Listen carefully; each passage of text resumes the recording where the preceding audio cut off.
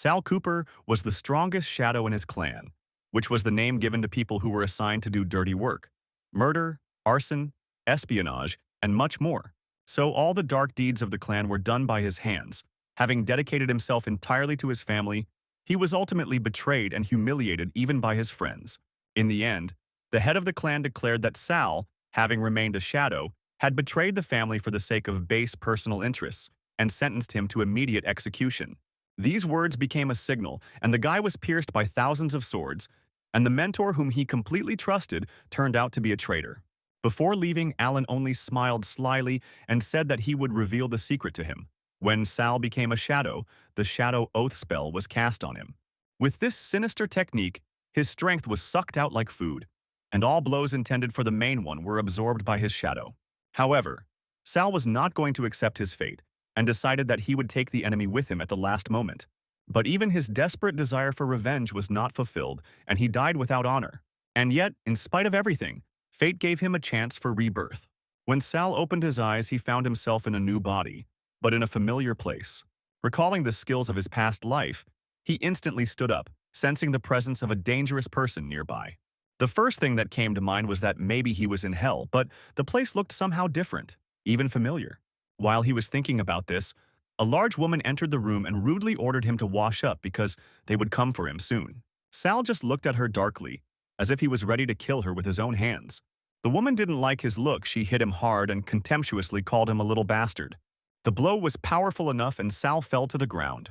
He looked at her in surprise and, hearing the little rascal, looked in the mirror where everything became clear.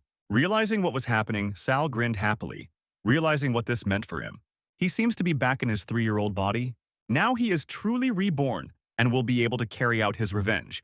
Therefore, after being reborn, he swore to himself that he would not make the same mistakes in this life. A few moments later, his stomach began to rumble and he realized that he was hungry, as if he hadn't eaten in 3 days. At that moment, a mouse squeak was heard in the corner, and the boy immediately turned his attention there. He looked at the mouse with a bloodthirsty expression, thinking that he would eat it first to satisfy his hunger, since in his past life it was considered a delicacy on the battlefield. But just as he was about to do so, several men entered the room and called him trash. They said that Master Allan wanted to see him, and without delay they began to drag him along with them. Sal realized that in his past life, it was at this age that he was chosen as a shadow, but the memories of the ceremony were completely gone. He assumed that his enemy had poisoned him with his blood magic, but now it was different, and he smiled slyly. Then he bit into the arm of the man who was dragging him and bit it almost until it bled. People shouted that this boy was clinging to them like a dog and ordered them to seize him. One of them raised his hand to hit the little rascal, but, using his instincts, the hero noticed the attack, dodged, and reached for the man's weapon. He managed to pull the sword out of its sheath and easily cut off the attacker's hand. The remaining man was horrified by what he saw and thought that the boy probably knew how to handle a sword. Sal was already feeling the thirst for blood at this point and, smiling, thought that he finally got a chance for revenge. Shadow Oath is an ancient blood magic spell that allows you to make the target of the spell your shadow by paying a few drops of blood. At the same time, the shadow cannot harm the owner.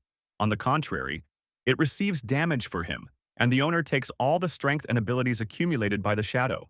This spell was so cruel that over 100 years ago, the Empire passed a law requiring the destruction of all books that mentioned it, and also introduced a complete ban on its use, soon after which Allan reprimanded his subordinate. He said that he was a worthless person and not worthy of being called part of their family if some dog could defeat him with such ease. The servant asked for forgiveness, and the boy approached the main character and asked how he dared to resist his master's people. Sal didn't react to these words and simply looked in the direction of the speaker. The young master approached him and, smiling a mad smile, ordered his subordinates to throw him into prison so that he could rot there. The servants immediately agreed, but suddenly a woman appeared and asked Allan to wait a little. She explained that such behavior was natural for the boy since he grew up a street child. It was Hera Cooper, the head of the family and Allan's mother. She continued to say that now was not the time for punishment, because the initiation ceremony was more important and her son should not forget her words. Then the mother came closer to the young gentleman and asked what they were going to do today, which stunned him. The son was very surprised and thought that he did not understand why his mother chose this insignificant bastard, and his shadow, in any case, if the opportunity presented itself, he would have to kill him. But now he told his mother with a sly smile that he supported her plan. Hera also smiled, reminding him that he was the future head of the family and said that she would lead everyone out, leaving them alone. She ordered her subordinates to vacate the room and leave Master Allan alone, asking them to cast a spell to muffle the sound so that no one could interfere. Naturally, the servants immediately agreed, quickly left the room, and the boy poured the liquid into the glass. He then raised his glass high and proudly announced that from that moment on they would all become soldiers in his shadow army and swear allegiance to their family. The children immediately began to swear, promising with all their soul and body to devote themselves to the head of the family and give everything they had. Sal stood silently to the side, looking into the glass he was holding in his hand. A moment later, he turned the glass over and drank its contents to the bottom. At that moment, the glass fell to the ground and all the other children, including the main character, fell with it. The young gentleman approached his followers with a knife in his hands and said with a grin that this whole crowd of fools couldn't even tell the difference between poison and holy water. After which he made a cut on his finger until it bled and dripped a few drops right where the children were lying. Immediately after this, a magic circle appeared, and the boy solemnly announced that from now on, their power and abilities belong only to him, and they will take on all his wounds. The spell spread around like a shadow, absorbing space. The children, including the main character, were also affected by its effect. Allan felt the power filling him and was convinced that the shadow oath had worked. He didn't even imagine that everything would turn out to be so simple, because he considers himself a true genius, and decided that he needed to please his mother with good news. He immediately turned towards the exit and began to address the woman. But as soon as he took a step, he felt a sharp pain in his leg. He fell, not understanding what was happening and why his legs refused to obey him. It was strange if this was a side effect of the shadow oath, but his mother never warned him about it, which seemed suspicious. In panic, tears appeared in his eyes, and he called pitifully for his mother. At that moment, Sal rose to his feet and calmly noted that in front of him was only a pathetic coward accustomed to hiding behind his mother's skirt. But the irony is that his mother cast a soundproof spell so that no one would disturb them, and no matter how loud Allan shouted, no one would hear him. The boy turned around and noticed Richard in the corner, looking at him with hatred and holding a weapon in his hands. Allan, horrified, asked how Sal had woken up and how he knew about the oath. But Sal only coldly asked if he was really scared and added that he knew much more. Then he added that if he could cancel the oath, what would Allan do? After these words, Sal clutched the weapon and thrust it into Allan with fury. The pain was unbearable. His heart felt like it was bursting out of his chest. He didn't understand why this was happening and begged Sal to stop. But Richard only reminded that in his past life, he had to die to get back what Allan had taken from him. This time he was not going to give in so easily. Pointing the gun at Allan, he declared that this was simply an eye for an eye. Suddenly, a loud sound was heard outside the door, attracting the attention of the others. The subordinates informed the lady that the protective spell had been destroyed, and she became worried about her son. In the darkness of the night, one of her subordinates assured her that the young master was fine. He had simply exhausted his strength using a powerful spell. Speaking about the destruction of the protective barrier, he added that one of the servants was distracted during the spell, and he was killed. The woman looked at him coldly and calmly ordered that his body be fed to the dogs. The man bowed down and noticed that the young master looked a little nervous, but that was natural since he was still too young for this. This tension took its toll on him. Allan was confused and felt that something important had happened, but he could not understand what it was. His thoughts were interrupted by his mother gently placing her hand on his head. She told him warmly that he shouldn't worry about the shadows because they were just the laws of the jungle and he would become stronger. But before Hera could finish speaking, the boy suddenly pushed her hand away.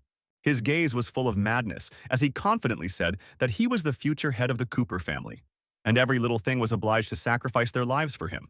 Then he turned to his mother and asked if his thoughts were correct, to which she, with a satisfied smile, confirmed that her son understood everything correctly. If he needed anything, let him say so, and she would do everything for him. The boy gratefully stated that he could not find a better mother. Nearby, the main character watched this family idol, quietly muttering with a grin, "Well, isn't that a cute couple?" But his own gaze was no less insane, for now Allan Cooper was his shadow. In his past life, Sal, in his battles for his family, found a tome of blood magic containing another oath of shadows. Of course, he brought it to the head of the family, but even then he was captured by her shadow. Fortunately, he managed to study the text of the book and combine the knowledge he gained with the experience of returning power from a past life. Now, to break the oath, he only needs a drop of blood and it will change everything between him and Allan. However, he is only 3 years old and is still too weak to resist them. Now he needs to become stronger. He takes the first step towards great power. His choice fell on the Fiery Mountain, a testing ground created by the Cooper family for testing shadows and selecting the strongest. The children there faced harsh trials similar to the torments of Prometheus. Every day their bodies were tormented by the claws of eagles. The Cooper family sent young children to this mountain to endure the thorny path with eagles tearing at their flesh. Even death was not a reason to retreat. Only the first shadow that reached the top could gain the blessing of the eagle griffin. Whoever survives this test will gain a body invulnerable to any torture or wounds. The instructor, addressing the children, made it clear that they had only 3 days to reach the summit. Methods were not important. His name was Enos Walker, and he was a shadow master. He also reminded that anyone who refuses will be executed on the 3rd day. After this, Enos brought the whistle to his mouth, adding that all this was for the glorious future of the shadows. Following the whistle, a signal was heard, announcing the start of the test. The children around were frozen with fear, and no one dared to move from their place. But the coach suddenly noticed one of them. It was the main character, who walked with a confident, slow gait. The coach chuckled, noticing his self-confidence. One of the subordinates clarified that it was Sal Cooper, the bastard who had enraged the young master yesterday, to which the man said that everything was now clear to him. Very soon, the main character approached a huge rock and began to calmly climb it with his bare hands. The instructor couldn't help but laugh, predicting that the boy would crash before even reaching the halfway point. One of the spectators said that since he was so persistent, they could immediately go to him to take his body. But Enos, with a sly smile, replied that he had a better idea, because now the time had come and he had to appear. And indeed, soon frightened children's voices were heard asking what it was. Horror filled their hearts when they saw the bloody silhouettes of terrible creatures in the sky, and in panic the children began to scream that it was a monster. Sal continued his way up and decided to find out what exactly had attracted the children's attention. A moment later he noticed a griffin that was devouring the children to get rid of them. Only the main character remained among the living, and it was him that the creature noticed with interest. Enos reached for his bow and noted that the boy had angered Master Allan yesterday, so why not use the griffin to take him out? After this, let the young gentleman at least be a little happy about the current situation. An arrow was fired towards the griffin, but it easily dodged it. Then the griffin turned his attention to the main character and asked with interest who dared to do this. Without thinking, he rushed into the attack, declaring that this fool must die, and the hero thought that he could say the same about him. He then jumped up trying to dodge, knowing that he had already been through this once.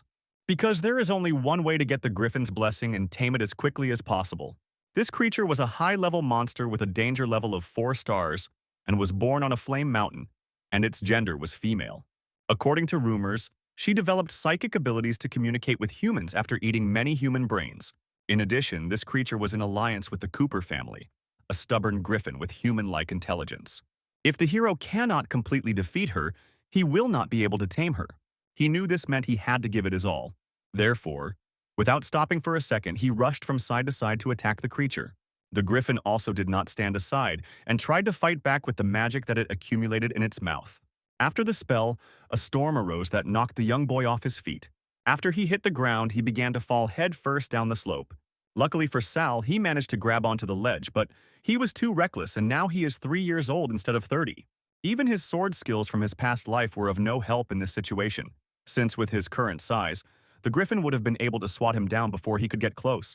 The boy knew that there was another way to get rid of her. He just needed to get to the cave on the mountain. While he was thinking, the griffin was not going to restore the attack and created a huge magic ball. A few seconds later, he released the attack and it hit right at the guy's feet. Sal understood that this was powerful wind magic. Every time the griffin released streams of wind from its mouth, it increased its strength from 1 to 10. Therefore, even if 100 people like him gathered here, it would not be enough. Only at this moment did the hero remember something else. Turning around in the other direction, he jumped up and found himself right in front of the cave. He thought that since he couldn't dodge her attacks, why not use her power to get to the cave? The boy blocked her attack with his weapon, and the blast wave sent him flying straight towards the cave. He decided that in order to minimize the damage, he would immediately use the power of the Shadow Oath to take the power from Allan. Young Allan, who had been sitting quietly at his desk, suddenly collapsed on the floor, and the subordinate, puzzled, asked what had happened to him since he had lost consciousness. Using his strength, the hero reached the cave and realized that everything had worked out as planned. But he couldn't relax and needed to hurry. The griffin knew perfectly well where the man was heading and immediately gave chase. Then she shouted at the little fool, "Where was he running off to so quickly?" After a moment, her ardor died down and she stopped, asking what was going on. The boy grabbed the baby griffin and held it hostage, so it begged for salvation. And the hero said that few people know that the baby of such a creature was born with broken wings. The griffin indignantly asked what he was going to do with her baby, to which Sal replied that he did not want to harm him. On the contrary, he wants to help and heal his wings so that he can rise into the air. The interlocutor was shocked to hear such news, but the boy slyly noted that he had one condition. After a while, she said that they should go, because they needed to tell Mr. Allan about this, and they would definitely be revived. The protagonist's voice was heard behind him, noting that he would then be able to drop them off at his place. The men realized that Sal Cooper was definitely alive, and the boy said that he would only have to disappoint them and send them straight to hell, and then they would wait for him there. The guards were completely perplexed and, running away from the monster, said that such a thing was simply impossible. However, these people had no chance to escape, and the bloodthirsty monster tore their bodies apart, after which the griffin declared that she had fulfilled her part of the deal and now it was the boy's turn. Sal offered to go and let her take him to the dungeon in the northernmost part of this mountain range. The conversation turned to the land of stones, to which they soon arrived, and the creature declared that, as agreed, he would receive Perseus's sword. Now he needs to get her some jellyfish blood, which can heal any wound. And the hero said with a smile that there won't be any problems with that. Sal thought it was a pity that his real goal wasn't the sword at all, and certainly not helping the griffin. The creature swung open the door ahead with its huge limb, and the hero wondered how to use the griffin to destroy this dungeon. Behind the door was a fairly large room, in the center of which stood a stone statue of Medusa. There were other statues inside, which the boy and the griffin saw when they entered. In a past life, when Allan was 12, his mother sent an army of shadows to get Perseus's sword for him. However, in this dungeon there was a statue of Medusa, capable of turning all living things into stone. As a result, many shadows similar to the main character fell in battle, protecting Allan from her, and only Sal remained alive. However, Perseus's sword could only belong to level S geniuses, and the hero had no way to lift it. Allan, being a gifted youth, easily took the sword and defeated the Medusa. Then the boy became the chosen one, and for this he received countless resources, a good reputation, and many loyal servants. Sal said that while he knew he couldn't get the weapon himself, he couldn't let Allan get his hands on it either. Soon the griffin asked where the sword and the Medusa's blood were, and why there was only a pile of stones around. Suddenly, they heard the stone door they had entered through slam shut. The monster screamed in panic at the boy, asking if this was really his clever trick. But the boy, with a surprised and wary look, pointed his finger saying that something was moving behind. The griffin turned around instantly and noticed how the statues began to move, trying to attack. The creature had no choice but to rush into battle, and she exclaimed that these stupid stones had come to life. Trying to save himself, the hero stated that he did not know when it happened. The griffin continued to fight, smashing the stone statues into dust. The fragments of the destroyed monsters began to gather together, and the boy asked in surprise if they could change their shape and unite. These creatures were merciless and cruel, without faces, as if the three Graya sisters shared one tooth and one eye. The griffin noted that they, like the jellyfish, are the daughters of the praying mantis, and therefore can control the water element. So the hero shouted that they had to run, but the creature asked what the point was if they needed to find the sword. The main character continued to run away in panic, claiming that he was the one he was looking for. The interlocutor noted that if this continued, the ceiling would collapse and they would die here. Sal added that he was indeed looking for it, and there were runes on the wall that could point to the solution. Despite his anxiety, the boy thought that this was just a wonderful situation. The dungeon was about to collapse and bury them under a pile of stones, but he will quickly find that very secret passage that he found in his past life, only he doesn't have enough strength yet. The hero pointed up and said that the runes said, "Get rid of the eye on the ceiling and the attacks will stop." After this, the monster asked about what other eye on the ceiling, and looked up. When she saw that there was indeed an eye there, she immediately rushed to attack him. She declared that she would take it off immediately and quickly flew up, grabbing it in her beak. The water monster, which had been attacking all the time, immediately froze and began to scream loudly. The creature's body began to melt like ice, turning into ordinary water. The griffin stopped and said in admiration that they really did become water. It was incredible.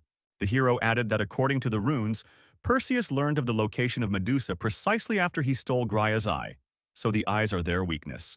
The monster asked the boy where the promised things were that could heal her child, because this eye could probably help. Sal replied that if we were talking about the sword, then it was in that direction, and pointed his finger in that direction.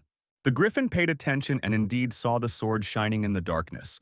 When Perseus cut off Medusa's head with this sword, red and green blood flowed from it. Red blood could poison any living creature, and green blood had the power to heal any wound. But this is just a myth, and this dungeon holds another mystery. The griffin asked what he meant, to which the boy replied that when Perseus's sword reappeared within these walls, Medusa would be resurrected. And so it happened. The griffin watched in horror as the jellyfish came back to life and began to attack. Her long hair, transformed into a snake, began to attack everything around her with fury. The protagonist thought with a grin that it seemed like it was time for him to get out of here. The only way to awaken the statue of Medusa was to cut off its head with Perseus's sword. When the boy tried to leave the mysterious portal, he was suddenly overcome by a wave of danger.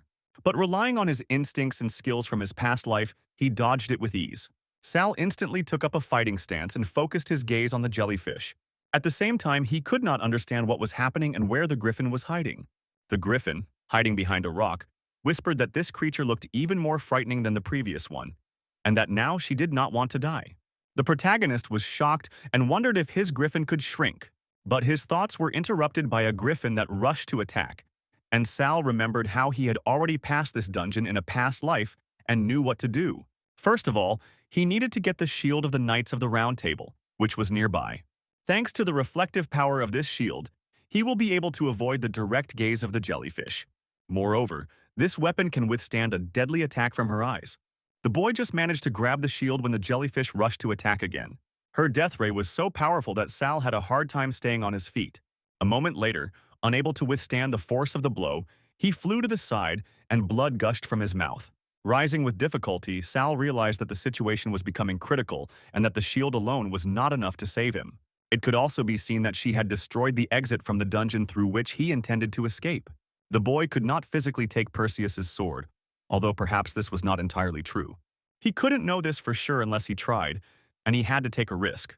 Otherwise, he would simply die. Even if he has to put his life on the line, he still has to do it. A few moments later, he ran up to the weapon and picked it up, surprised to think that he had simply picked up a sword. But his thoughts were interrupted by Medusa, who pierced his body with her snake. The stone creature lifted him up, and the boy wondered why this was happening, since he was not gifted from birth, and how he managed to lift the sword remained a mystery. Something was clearly wrong because, in his past life, Allan had bullied him and wouldn't let him touch a weapon because of his low level. When the hero was chained to the cross, the mother and son discussed whether he would find out that they had taken away his natural talent and decided that amnesia could solve this problem. Now the hero understood what was going on, because Allan's fencing talent had passed on to him. After some thought, Sal immediately used his power, and his body gradually began to heal.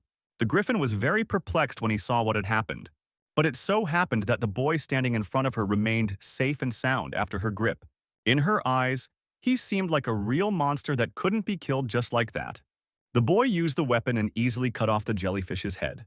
As mentioned, several types of blood, red and blue, flowed out of the creature's body, and the hero collected the blue, thinking that in his past life, his swordsmanship level was S. But Allan's mother used magic to steal his talent and give it to her son, then erased his memory. That's the truth. When the main character realized all this, he began to laugh loudly, and the griffin, sitting nearby, did not understand what was happening to this guy. Sal smiled madly, thinking that the situation was getting more and more interesting, and let Allan's whole family just wait for him. The creature that had turned into a dwarf thought that no matter what happened, as long as this man was going crazy, it was better to leave quickly. When she actually decided to leave, the boy noticed this and shouted, calling her to come to him. The monster stopped and asked why she was called, thinking that she was a high-level being, so why were they afraid of her? Sal asked her if she had a strong head, to which his interlocutor asked in surprise what he meant. Shortly after this conversation, the creature transformed into a huge creature and flew out of the cave, breaking through the passage with its head. She thought that this man had been using her to destroy the dungeon from the beginning, but since he had agreed to heal her cub, she would forgive him. Dark and green energy began to seep out from beneath the ruins of the cave. In the place where the part of the jellyfish's head was located, the energy flowed to the rune located in this cave. When enough power had accumulated, the creature's eyes opened. Soon Griffin and Sal Cooper found themselves on the mountain, and she said that as a griffin she was blessing him. She also gave him an indestructible body, and no matter how many times he was hit, he would remain unharmed. The boy immediately felt that he had become much more resilient. And even small wounds heal on their own, which significantly minimizes the amount of damage that is transmitted to Allan, and his mother will not suspect anything suspicious. In addition, he needs to hide the fact that he has an S-level talent so as not to attract unnecessary attention.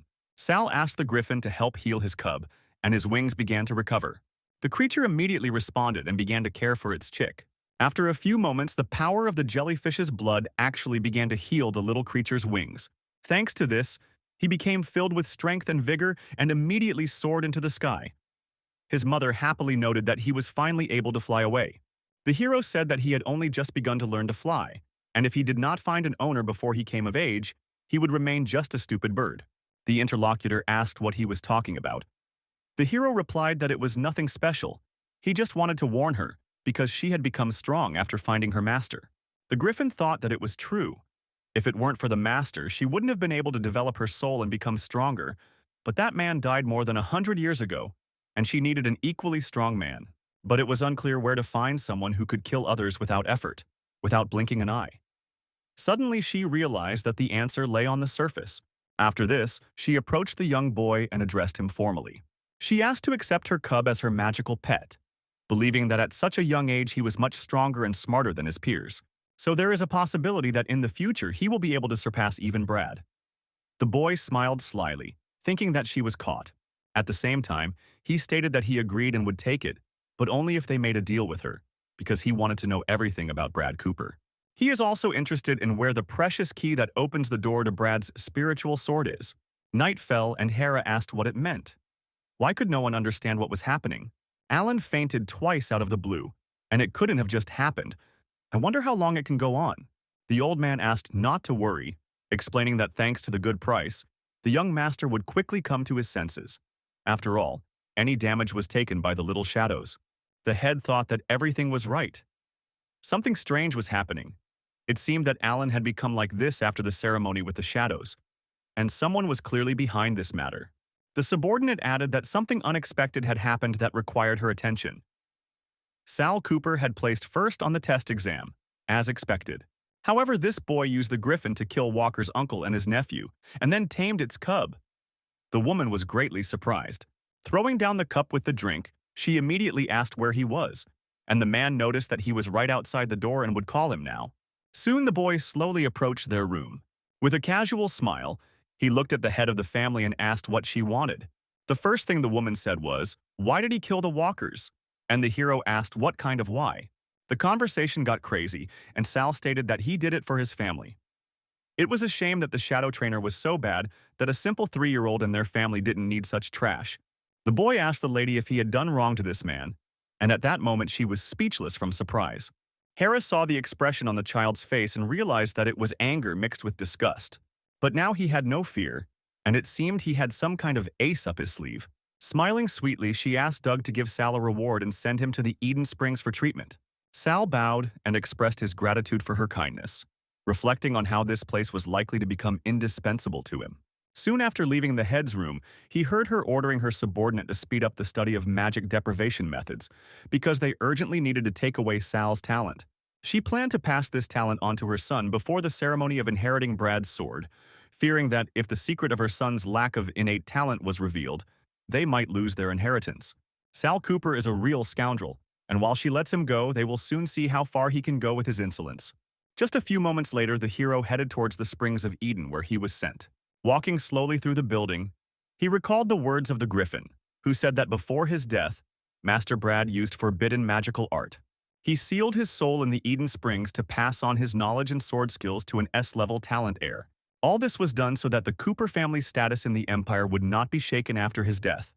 When the boy found himself at the bottom, let the current lead him to an underwater cave. There lies a key that will show the way to the master, but now something strange is happening in the springs due to the long separation from him, and she does not understand what exactly. She could only say that the master had blood magic, and it would not be easy for him. The hero thought it was strange how he would get the sword in front of Allan. The children began to whisper. This was the same Sal Cooper who had passed the qualification exam. Someone noticed that he had not only done that, but had also tamed a baby griffin.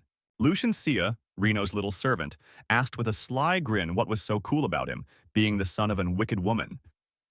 Reno Ors, the son of the Cooper family's groom, stood next to him. This so-called aristocrat approached the hero and sarcastically congratulated him, noting that he not only looked like a skinny monkey, but also moved like one.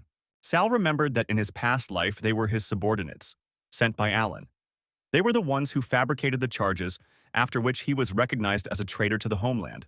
These guys in the audience were used to power. Reno asked why he was silent and decided to see if his indestructible body would help. At that moment, the boy swung his hand at the hero, and he immediately noticed that he was being attacked. But he did not flinch for a second. Raising his hand, he deftly grabbed the hand of his opponent. At the same time, he said that if he really wanted to, then let him try, and then sharply twisted his arm to the side. The servant, seeing what had happened, pulled out a knife, became angry, and declared that this scoundrel was definitely looking for death. A moment after the attack, blood gushed out, but the attacking boy began to tremble. The hero, covering himself with Reno's body, felt the knife plunge straight into the boy's chest. Sal smiled slyly and, as if he didn't notice, said that he was sorry because he accidentally used this guy as a shield. Then he pushed him forward and kicked him towards the servant. Reno and Lucian fell into the water together. The hero noted that they were lucky because this water can heal any wound, so let them swim a little. After all, he would still need them for their joint practice. He was thinking about how he would make them obey him unquestioningly in this life. The body of the guy who was injured was sinking into the water, and dark energy began to appear there. At that moment, Sal caught the scent of dark magic. It was unclear to him how such evil and forbidden magic could appear in the healing springs. It was similar to what the griffin had said, something strange. So he decided that it was better not to go into the water and that he should find another way to get to the bottom of the spring without touching the water. The boy's thoughts were interrupted by the cry of the girl asking for help. He knew this voice well from his past life. The man pulled her, constantly saying that she couldn't even serve tea properly. So in his opinion, she deserved a good beating. But the little girl begged him to let go. Sal realized that it was Adelia, the same girl who was being dragged by the enraged man. He shouted whether she dared to object, and that he was going to hit her now. However, he did not succeed, and just a moment later his words were interrupted. The main character, using his weapon, cut through all the obstacles. The other children screamed in panic that a man had been killed and that someone had to inform the guards. Sal approached his young interlocutor and asked with concern if everything was okay with her. He smiled so sweetly that the girl involuntarily felt comfortable next to him. But she herself was shaking all over, and Sal did not understand how he could have frightened her. So he began to apologize for the fright, but Adelia, embarrassed, quickly replied that this was not so. She sincerely thanked him for saving her. A little shyly, she noticed that her name was Adelia, and asked what his name was. This girl was his best friend in a past life, possessing magical talent that surpassed the powers of her peers. They even once had the chance to fight together on the battlefield, which was an unforgettable experience. The most important thing was not that they liked each other even in the past, but even now, at a young age, she was a very sweet girl who noticed that he was a disintegrated Cooper and still thanked him for saving her. Sal looked at her again and blushed because he really liked her. A little embarrassed, he smiled and said that there was no problem, because a gentleman would always do the same. Let him just call him Sal. However, he asked if Adelia knew how to empty this source or get to the bottom without touching the water. He knew he shouldn't forget about his mission, and since he had found the girl, everything should work out. Adelia asked if he had noticed it too. The boy asked, a little surprised what her friend was talking about, leaning over. She whispered that there was some strange magic in this source. This magic heals any wounds, but once it touches a person, no other means can heal his body. Sal realized that this was another way for the Cooper family to control their shadows, forcing them to seek treatment. Adelia said that she wanted to thank him for saving her and knew a way to get to the bottom without touching the water. She concentrated, and streams of energy wrapped around her body, creating something amazing around her. They developed protective shells, and she called it duck magic because it made them look like ducks. Even when at the bottom, their feathers never get wet on the inside. The hero realized that this was the magic of insulation, and she had a strange habit of calling it that since childhood. At this time, several of the chief's subordinates approached, talking about the guy who killed a man. Sal realized that things were bad, so he grabbed the girl's hand, pulling her towards the pond. In a moment, their bodies were completely immersed in the magical water. Below, the boy saw that the underwater current led straight to the source, and perhaps they should move there. Adelia noticed what was happening and tried to tell them that they couldn't go there and that they needed to leave quickly. But at that moment, it was already too late. The rapid flow of water began to pull them deeper and deeper. After some time, the girl sat next to the hero's body, trying to wake him up from his unconscious state. Suddenly, he heard a voice calling him and instantly opened his eyes. Gradually rising, he looked around the cave and wondered if this was it. He took out a key, and Adelia looked at it with curiosity and asked what kind of object it was. Sal replied that it was a precious key that could open the door leading to the spiritual sword. Adelia noticed that there was no door here and suggested that perhaps they would need to summon it somehow. She added that she didn't know what a spiritual sword was, but she still wanted to try it. Using her power, she tried to direct the key to its owner in order to open the door that would lead to him. As she tried, the plants on the ceiling began to move. Sal immediately sensed that something was wrong and said it really badly. The plants turned out to be monsters trying to attack them, and having grabbed the girl, the hero ran away. A moment later, they fell and the boy lying on the ground looked around. Looking back, he saw the plant open a horrible mouth full of teeth and felt the magic that told him the door had appeared. However, a problem arose. Adelia was unconscious and he did not know what to do about it. So he picked her up in his arms and hurried to a safer place. Realizing that he could do nothing, he decided to leave her here temporarily. Sal cast the invisibility magic she taught him in her past life on her, so that she wouldn't be found if enemies got in. A difficult battle awaited him ahead, and this was only a test on the way to Brad's sword. So he began to move slowly towards that very terrible door, behind which he discovered many corpses. The hero lost confidence at the sight of dead bodies, but continued on his way. At the top of a hill made entirely of human bodies stood a creature with a victim in its hands. It did something strange to her, as if it were sucking out her life force. When the creature sensed the hero, it turned to him and greeted him. The Eden Springs turned out to be not only a place of rest and healing, but also a place where the Cooper family kept their concubines. Sal realized what had happened to these women and wondered if they had all become food for the sword. Before he could come to his senses, a monster appeared next to him. The monster began to sniff him slowly and said that he really could smell an S-level talent. Sal instantly became wary and jumped away from the monster. He couldn't understand how this creature knew about his level. The opponent used blood magic and suggested that he was Allan Cooper, the very child gifted with S-level from birth. This boy did not look like a spoiled heir, and the monster added mockingly that most likely he was just a bastard who was hoping for an inheritance. Their weapons soon clashed, and the monster declared that he would not give it up just like that. Sal must first pass a test. Sal, without hesitation, threw out the answer that he was just ready to kill him, which surprised his rival, who did not expect such determination from his descendant. To be honest, the monster noted, this was overly presumptuous. The opponents immediately rushed to the attack, and the furious blows between them did not stop for a moment. The monster's brutal and devastating power impressed Sal, leaving him slightly stunned. Coming closer, the monster noted with mockery that the boy was still too weak. Taking a closer look at Sal's body, the monster was surprised to notice something special. His wounds began to heal, and the monster wondered if this was a gift from the griffin, because he did not expect that this brainless bird would recognize him. Of course, he hadn't seen the griffin for a long time, and Sal knew that Brad had sacrificed a huge part of his power to seal his soul in the sword. Now the boy needs to get it, and maybe with his strength he even has a chance. A few moments later, he rose to his feet and summoned magic to strike his opponent. The monster's limbs were immediately struck by this technique, and he asked if this was forbidden blood magic. Sal replied that the creature had long since died and did not know that over the past 100 years the Empire had created several secret techniques to combat blood magic. And now he is going to kill him, rip out his heart, and get the inheritance. Hearing this, the monster immediately screamed at Sal not to do this. But when Sal's weapon was about to touch his neck, the monster suddenly smiled. The monster broke free of the magic and grinned, noting that it wasn't scary, leaving Sal confused. Trying to strike faster, Sal saw the monster fly away, continuing to laugh and saying that he hadn't played with such a small opponent for a long time. But now, he declared, the game was over and he was tired of having fun. Of course, he admits that Sal has strength and talent, but while he was speaking, he had already used blood magic. From the pool of blood, small ghosts appeared, of which there were a large number.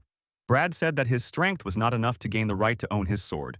The boy got into a defensive stance and realized that he could use the cow to create spirits, and that this was a huge power. Suddenly, one of the ghosts, which the man had literally just summoned, attacked the guy from behind. Syl tried to dodge them as well as attack him in response, but he realized that they were attacking him too often. So in order to protect himself, he used the Holy Sword's protection magic, deciding that he needed to use Perseus's sword to protect himself from his magic. Brad picked up his defensive technique and, touching his finger, said it was useless. A few moments after his phrase, the protective power immediately collapsed, and the hero became defenseless again. But the monster did not stay in place and immediately approached the boy, grabbing him by the throat. Then he held it up and said that this man should know that after the cat has played with the mouse, he will eventually eat it. Something rather strange was happening, and the protagonist felt that his blood, as well as his strength, were gradually leaving. The creature, overjoyed, said that his aura was so warm and familiar, one of his concubines had the same one, and perhaps it was his mother. Something immediately switched in the boy's mind when he heard about his own mother. But the monster, trying to swallow him whole, said that it was great because he would be able to taste her child. Sal remembered his mother putting him to bed and telling him to go to sleep, because mom is with him and will pet him literally all night long. That time was very joyful, because the boy casually ran after his mother and brought her flowers. But one day, when he was doing this, he fell awkwardly to the ground. That very day, his mother apologized to him and said that he needed to leave. Her son tried to get through to her, but nothing came of it. When the boy was left completely alone, the children constantly beat him and said that he was the son of a concubine and simply a freak, and that no one needed trash. And the main character was a horror when all this was happening and said that it simply could not be him, because even now he was truly sure that his mother definitely could not have abandoned him. All these memories immediately popped into his head when the monster mentioned his mother. His eyes instantly flared with anger at that moment, and the hero thought that it meant that the monster had killed his mother. So he also shouted at the monster. He immediately shouted at the monster about it and plunged his blade straight into its chest. Bloody power immediately began to spread around them in huge streams. Brad was surprised that it was blood-sucking, and a simple boy was able to use its magic. After this, he became a little more serious in the fight and threw the boy aside, thinking that this scoundrel would rather burn his blood than kill him.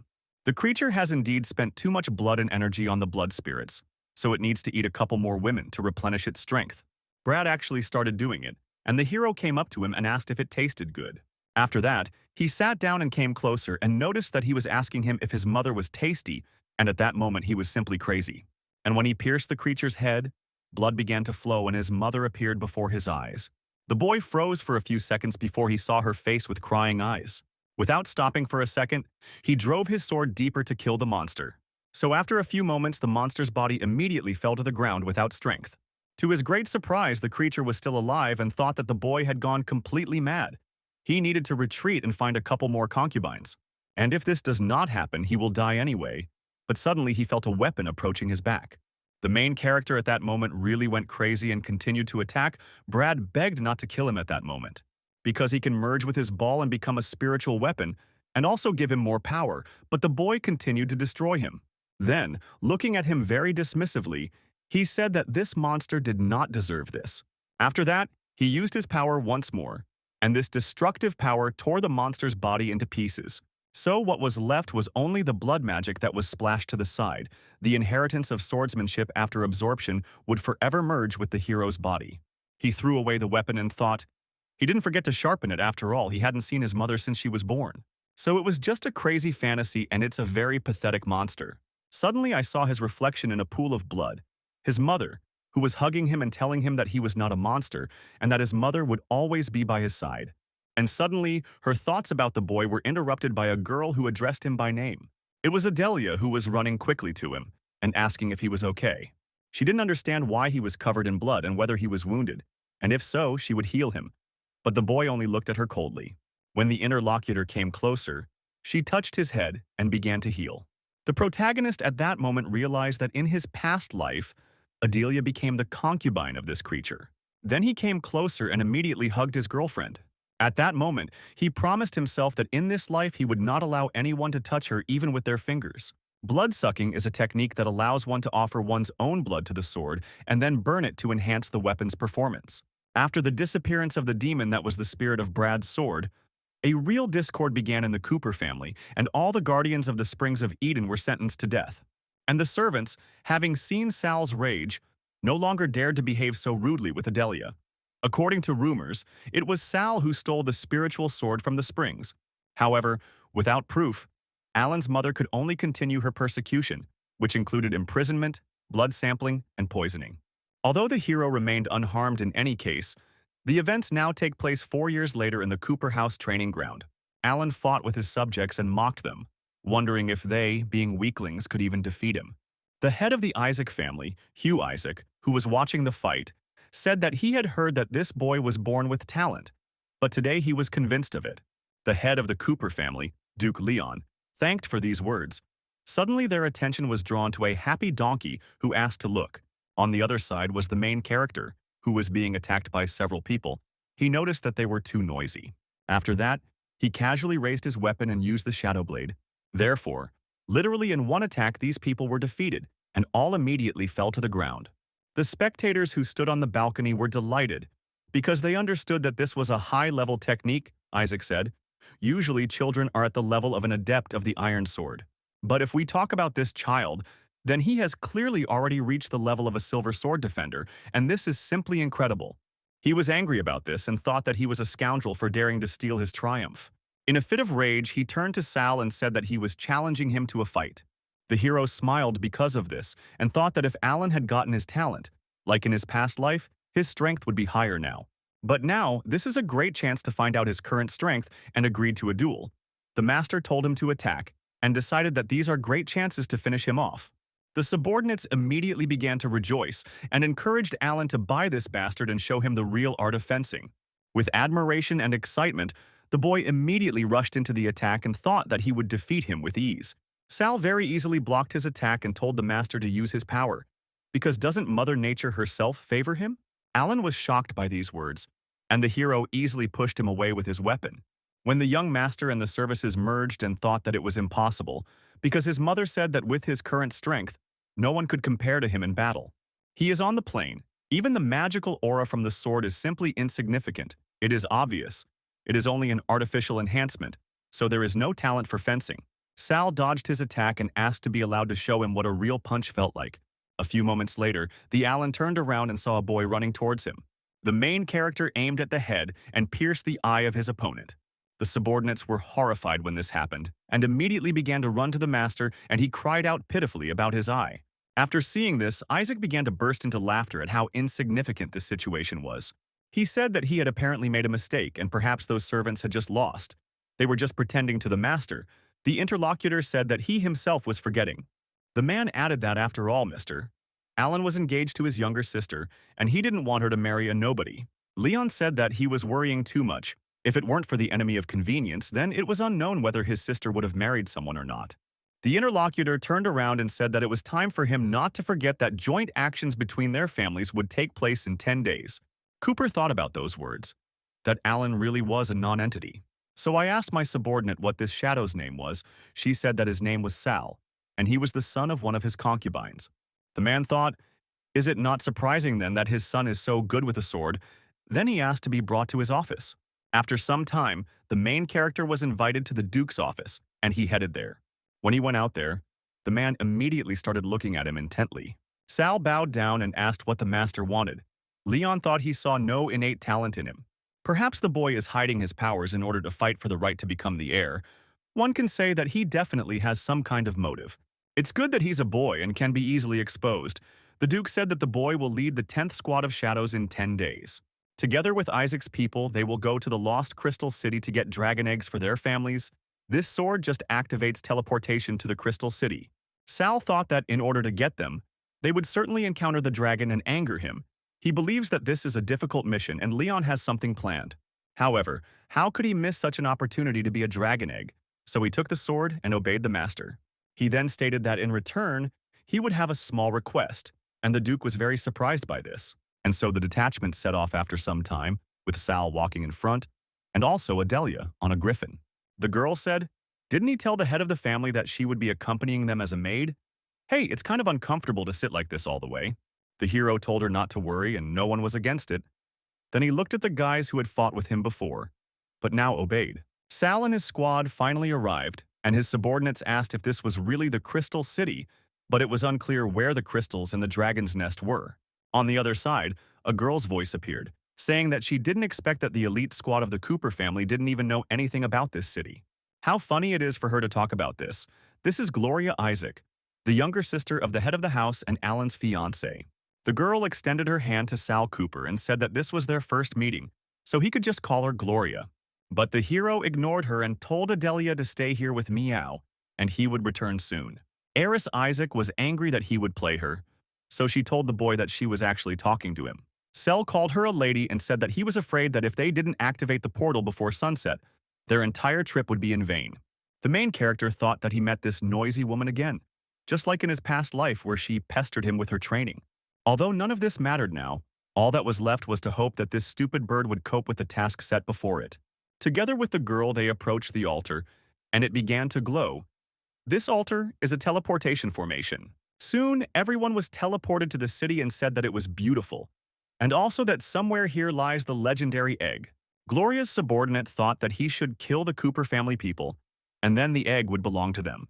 And when they return, the chief will definitely reward him for this. The main character at the same time sensed danger, and therefore shouted for everyone to run away faster. A few moments later, there was no explosion, which raised a large amount of dust into the air. At the same time, Guardians of Light appeared around, who are the Guardians of the Crystal City. And Gloria immediately took out her weapon and, rushing into the attack, shouted that they were pathetic scum. Then she used her skill called Thorn Cut and easily hit one of the guards. The girl began to scold the knight for giving him the right to be arrogant. The subordinate replied that it was for the sake of their home, but the interlocutor said that he did it for himself. While the Isaac heiress was distracted, several guards appeared behind her. Milady realized that everything was bad, because she would not have time to react. But suddenly they were immediately destroyed. But it was the main character who did this, using his power. After this, he turned to his subordinate shadows and said that he ordered them to prepare for battle. They, of course, immediately obeyed him and rushed into a furious attack one after another. The man, after a few moments, the entire squad lined up and immediately thrust their swords into the ground, so that soon the shadow began to recede from them. She was heading straight towards the leader of the squad, that is, the main character, who was supposed to use this power.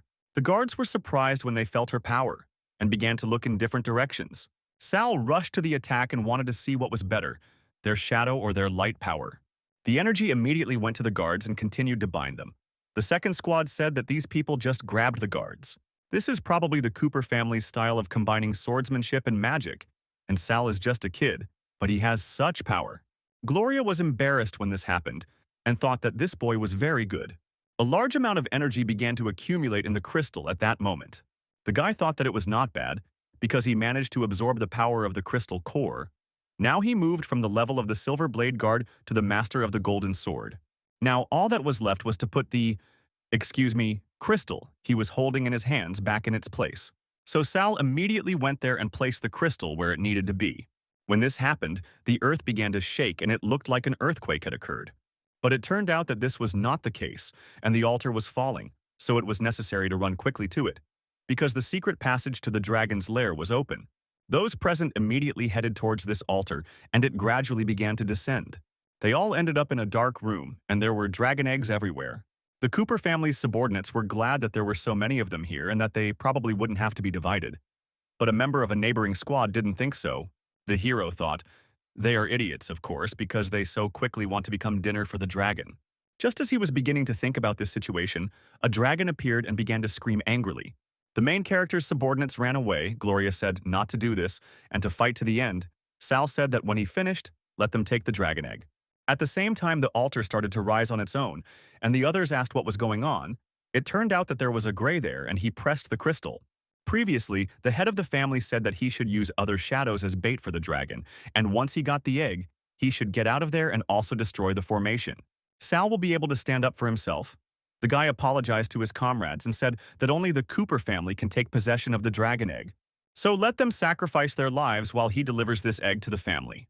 Gloria said how cruel the head of their family is, because it is very insidious to act like this not only with them, but also with one's own people. The guy noted that this was expected. The girl asked if that was the case, then why did he come here to certain death? Sal replied that she was thinking too much. Soon they rushed together to attack the dragon, who tried to attack them with his power. Answering his interlocutor's recent question, the hero rushed into the attack and said that everything was happening because he could not die here. So he attacked the creature, and his attack hit its target, causing the monster great pain. But naturally, he stayed alive and immediately counterattacked the guy. That is why after the impact, his body ended up deep in the ground, where the crater was. The dragon tried to finish him off with his attack, but Gloria used the protection of the Moonblade. She did not understand what was happening and whether he was okay. Sal gradually rose and said that you have it good. Let the girl hold him back, and he will attack in the very heart. He asked me very earnestly, I say, to do this, because only we can cope with this. These words, of course, touched the girl, and she agreed with embarrassment. She also thought that she was also a gifted swordsman, and she couldn't let this boy underestimate her. The protagonist only smiled when she rushed forward, and soon the interlocutor told him that now was the time and let him attack. When she noticed that the boy was not responding, she asked what had happened and whether they were not going to do anything. The situation is bad, because he may have hit himself and cannot attack at this rate. They will definitely die. It turns out that now there is only one way out. And without a second thought, she used a skill called Destructive Blade Dance. After using this deadly technique, the clinics would appear out of nowhere and attack the dragon in front. Soon it seemed that the creature immediately fell down without strength and remained in its place. Gloria wondered if it had really worked. The subordinates of the allied detachment immediately ran up to the dragon without kicking it with their feet. They rejoiced. The girl looked at this situation and wondered if she really had succeeded. Suddenly, the creature began to wake up, and the guys noticed this and said that it was bad because the dragon was angry, so they needed to urgently find shelter. Gloria was very surprised by this and asked what happened. Sal, in turn, knew that this would happen, so he just smiled and used the third technique of the sword's inheritance. Namely, he took advantage of the attack of the bloody shadows and attacked the creature. The blood that came out from his weapon quickly, who was heading towards the dragon and enveloped his body. After the guy, phantoms appeared, which he summoned as if Brad had summoned when they were fighting together. The subordinates were surprised that he turned the blood of the dragons of his clones. Gloria said that it was forbidden. Maya, or the Cooper family, wished to have the right to use it. Then I thought that only Brad Cooper could use it. But he recently disappeared, and suddenly I realized that the boy did nothing on purpose and was waiting until he beat the blood out of him. This really pissed her off, so she said that Cooper was a petty scoundrel and it was unclear how he could take advantage of her. The hero rushed into the attack and said that everything was fine. He thought that in his past life he was used because he was trash, but in this one, he will not sit back and wait for death. The dragon's head was cut off by his weapon within moments. So the girl fell to the ground and blood gushed out of her and screamed that this was not bad, and the demonic dragon was defeated. As soon as she tried to get closer to the guy and rejoice with him, he pointed a gun and told her not to come closer. His gaze at that moment was as if insane, and dark power emanated from the weapon and from the body. He and the hero tried to hold back the force that was trying to take over his body. Brad appeared in his consciousness, asking if he really thought he could live peacefully after the murder, that he would become the same as he was, because he will need to absorb a lot of blood and flesh from his victims. These people should be attacked right now because they are not his prey and should be enjoyed to the fullest. The boy rushed to attack and shouted that more blood was needed. His subordinates ran away shouting that he had become a demon because he had used a lot of blood. And suddenly Adelia appeared, who used her power and immediately turned to Sal. The boy's body was covered with energy, and soon he immediately fell to the ground. That moment, he seemed to continue to sink into the dark blood, but the girl tried to save him and pull him out of there. After a while, he heard a familiar voice asking him to wake up, so he opened his eyes and saw Adelia sitting next to him. The girl noticed that she was glad he woke up. She used a purification spell, and it set the transformation into a demon, so they were able to get out of there. After this, she stood up and began to talk happily about the egg she had received. The guy who tried to run away with it was captured, and the girl said that it was the last whole egg.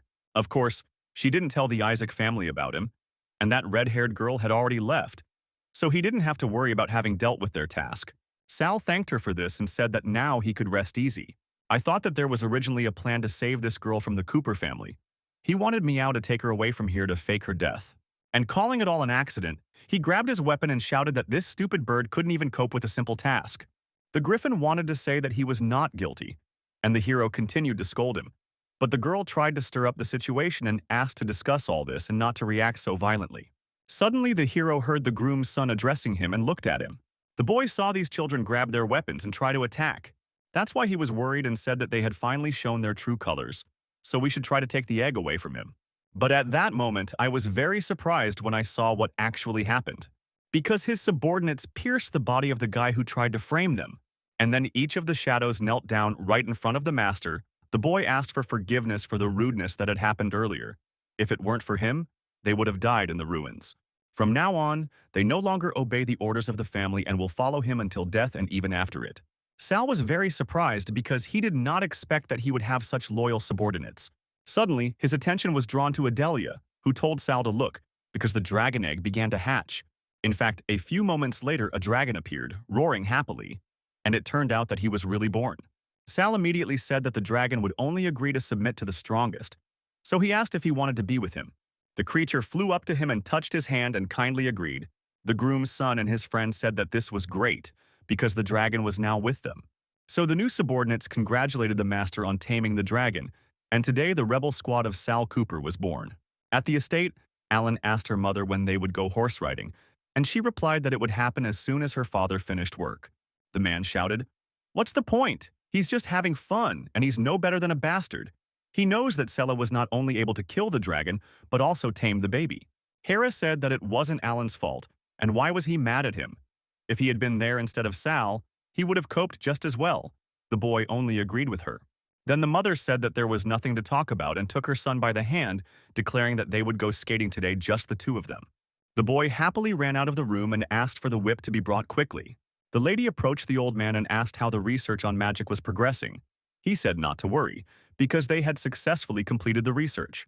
Now all that's left is to find a level S test subject to test the spell's functionality, and then use it on Sal Cooper. The woman said, with madness and disgust in her voice, that it was good. This time they would get rid of him for good. 5 years have passed since all these events. The hero was sitting with Adelia, and she said that after this procedure he would be completely cleansed. After all, he will be completely protected from turning into a demon, and will be able to use his techniques without any problems. Smiling sweetly, Sal thanked her. The girl closed her mouth, saying that it was not worth it, because she should thank him for the new staff, and she really liked it. At that moment they saw a silhouette from the window and immediately became wary. The hero immediately opened it and noticed that someone was coming. Of course, he had already run away, but judging by the figure, it was the butler. By that time, subordinates entered the house and told Mr. Cooper that they had come to report on his mission, had been watching the family's palace the whole time, and had found out everything. They gathered dark magicians to perform some kind of ritual in 3 days. It was said that they found a person with S-level talent, and he has incredible abilities. The guy wondered if this was true, but why did they need another target instead of chasing him? They found someone else, and the thought immediately popped into his head that their target was Adelia. The scheduled time had passed, and the girl was rummaging through the warehouse because it was a mess. Suddenly she heard someone behind her, and it was the butler who was trying to hit her. A few moments later he grabbed her and put a handkerchief with a substance that would make her fall asleep. Even though the girl tried to resist somehow, she felt that she was losing consciousness. Soon she was already in the magic circle, and the dark magic was performing a ritual. The butler, like the others, did all this and asked the darkness to give them power over strength, as if a shadow follows a person. The old man tried to kill the girl and realized that, when her blood merged with magical information, all power would belong to him. She, as soon as he tried to hit in the place where the girl was, she disappeared somewhere, and he was surprised. The man heard the voice of Adelia, who was somewhere nearby, and said that it was just a simple illusion. The interlocutor was very angry at that moment and told the old man not to underestimate her. Without thinking for a second, she used her staff in a skill called Starlight Chains. So the opponent who tried to kill her was soon tied up, after which he was surprised, because this little girl turned out to be more cunning than he thought. Then he turned to the dark wizards and said that they were standing there doing nothing. Let them at least help him. At this, Adelia sat down and thought that he sat down and said to simply close her eyes after this and cover her ears. The butler heard something strange in the sky and did not understand what was going on. Suddenly, those present saw a griffin nearby as well as a dragon. It turns out that these two monsters attacked simultaneously. Of course, people sensed danger and tried to run away, but the creatures easily killed them with their own powers. The old man immediately wondered if these were really Sel's creatures. Suddenly, he heard that the hero said that he dared to touch Adelia. Apparently, the hour of his death had come. Now the man could see with his own eyes that it really was Sal. The hero came closer to him and leaned his weapon, then asked him to tell them why they needed the girl. The interlocutor noted that it was necessary for the ritual. It was important to check the functionality to make sure that Master Allan would receive his talent, so they wanted to find such a person and check everything. The hero immediately became wary. At that moment, he thought that it meant that Adelia was in danger because of him. Soon he said that he could really let this old man go. However, everything is not so simple, and at that moment he was born into his own hand. The butler realized that blood magic was about to be used on him. Sal ordered him to return back to Madame Cooper and tell her that the ritual was a success. Now she can use it on him. And if she doesn't, she'll find out what will happen. The interlocutor asked why he needed it. The guy looked at him bloodthirstily and said that this was necessary in order to reveal who Allan really was. The butler returned and said, "Madam, that everything went well."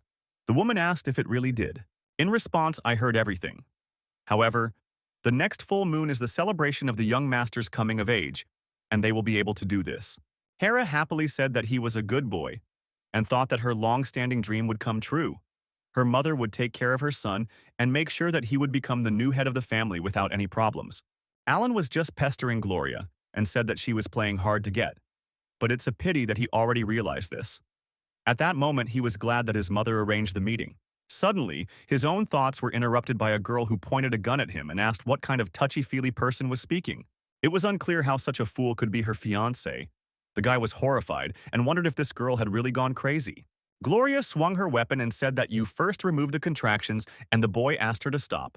And then, out of nowhere, the main characters appeared and crossed their weapons with her. Then he smiled and asked the gentleman if everything was okay with him, since he had come to save him. Allan, getting angry, said why he thought he needed saving.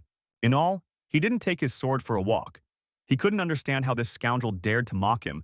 The girl just asked Sal where he was from. Well, in any case, this is wonderful and we should go and have a duel. The hero, in response to this, tried to get away from this topic. Allan entered into horror. Thinking that she had really fallen in love with him, Gloria became embarrassed and said that not everyone is given the opportunity to fight with her. Let him think carefully. The gentleman became angry and wanted to shout at them for behaving like that with each other. But suddenly his mother interrupted him and asked him to come to her. So the boy decided that he would deal with this woman after the wedding. Therefore, he said that the lady did not wish to honor him with her presence, and he would leave her. The girl said that now that no one was in the way, if he refused her, she would attack. The guy agreed and noticed that there was a request before that. He said he would very much like to meet her older brother, Duke Isaac. So after a short period of time they met, Sal said that he had a plan to break the marriage contract between Gloria and Allan. But for this, he would need their help, and let them lend him a family heirloom, the Box of Illusions. The hero knew that this man was unhappy with Allan and the alliance with the Cooper family. He has tried to break their contract together many times, but the royal family has rejected the requests, so now the guy can take advantage of this chance. The man quickly wounded him with his weapon and said that he, a confessing boy, did not understand how he could break the royal contract and ask him for a favor. Sal noted that they needed him because he could solve all their problems. Hugh was surprised when he saw his blade and wondered if there really was an S-level talent in the family. At the same time, the heroes, without stopping, rushed into the attack, saying that since they cannot break the marriage contract, perhaps they should get rid of the insignificant young gentleman. Now he was interested in what the Duke himself thought about this. A month passed after these events, and everyone was preparing for the ritual. The butler said that everything was ready. The only thing that was wrong was the absence of Sal himself. Hera noted that she understood everything, and now he could be free. The bastards of the family were not discussed far away. Then they were nicknamed, really, to tarnish. They said with regret that only Allan could lead their family. The subordinate told the master that all the guests were already in place and, as per their instructions, the king had a table so that he would not have to wait. Hugh had just greeted Duke Cooper and asked if he wanted to chat for a bit. The man was surprised when he saw it, and his tongue said he hadn't invited him. The interlocutor noted that after all, this is a coming-of-age celebration, and he also wants to join the feast. The hero was nearby and said that it was time to activate the box. The subordinate noticed that he understood everything and immediately disappeared from that place, fulfilling the plan. The shadows pointed their weapons and powers at the box and asked it to open the gates of the abyss and pull the illusion out of the shadows. After these manipulations, the box should finally open in a moment. In the end, everything went according to plan and the estate was shrouded in the very illusion that the hero needed. While he was standing and looking at this, he heard a voice from the side that said that he had found it. It turned out that it was Allan who noticed why the guy was hiding here all alone. Did he really want to hide? Cold air came from the dungeon, and dark magic also seeped in. There was the main character who was already tied up. and Allan was holding a weapon right in front of him. After that, he rushed into the attack and said that now this guy's talent would belong to him. So Sal was killed within moments, with only blood flowing from his wounds. Then Adelia appeared and saw this picture and was very scared.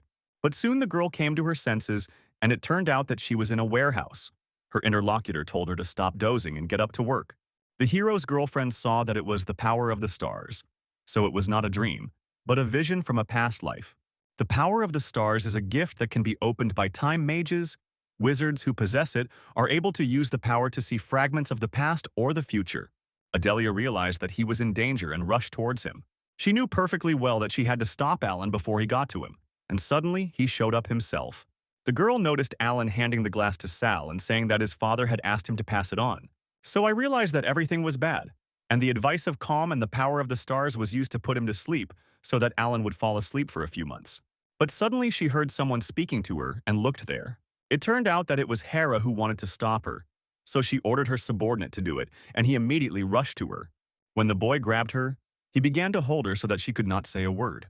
The woman thought, "Didn't Doug say that the experiment was a success? It's not clear why she is still able to use magic. Although in any case, now is not the time to think about it, and you need to focus on performing the ritual." Sal in turn took the glasses that were offered to him and began to drink the liquid. A few moments later, he immediately fell to the ground, will be consciousness. Allan said that he was an idiot because he managed to fall for the same trick twice. Soon the guy really found himself tied up in the basement, and the gentleman was beating him, also asking where he got his S-level talent from. It was also unclear how he was able to defeat the demonic dragon with his own strength. On top of all this, his beloved Calorie could also fall in love with him. All this should have belonged only to Allan, and not to this bastard at all. Hera asked him to stop, because he had already stopped venting his anger and let him get down to business. The son agreed, and Doug presented him with a dagger, saying that this dagger was created specifically so that it could pierce his indestructible body. The gentleman took it and said what a pity that this guy's talent would now belong to him. Without a second's hesitation, he immediately pierced the protagonist's heart and tried to kill him. Smiling madly, Allan screamed to beg him for mercy, because he would still be the only worthy heir of the Cooper family. There will also be the best talent of all, and with great strength and an impenetrable body, no one will come along. After just a few moments, it turned out that the main characters were alive and began to laugh loudly, saying that the performance was a success. Allan, as well as his mother, were simply dismayed when they saw that Sal was actually alive. The boy easily freed himself from the chains and told him to open his eyes and see whose destiny was really going downhill. At that moment, the hero dispelled the illusion that had been cast on this estate, and they found themselves in the banquet hall. Allan and Kurova were amazed that they were actually in this place where there were a lot of people. Those present began to say that they were madmen, because they did such things in front of people, which meant that this was what the gentleman really was, and all the rumors turned out to be true. Hera was shocked because she did not understand how the boy knew about this plan.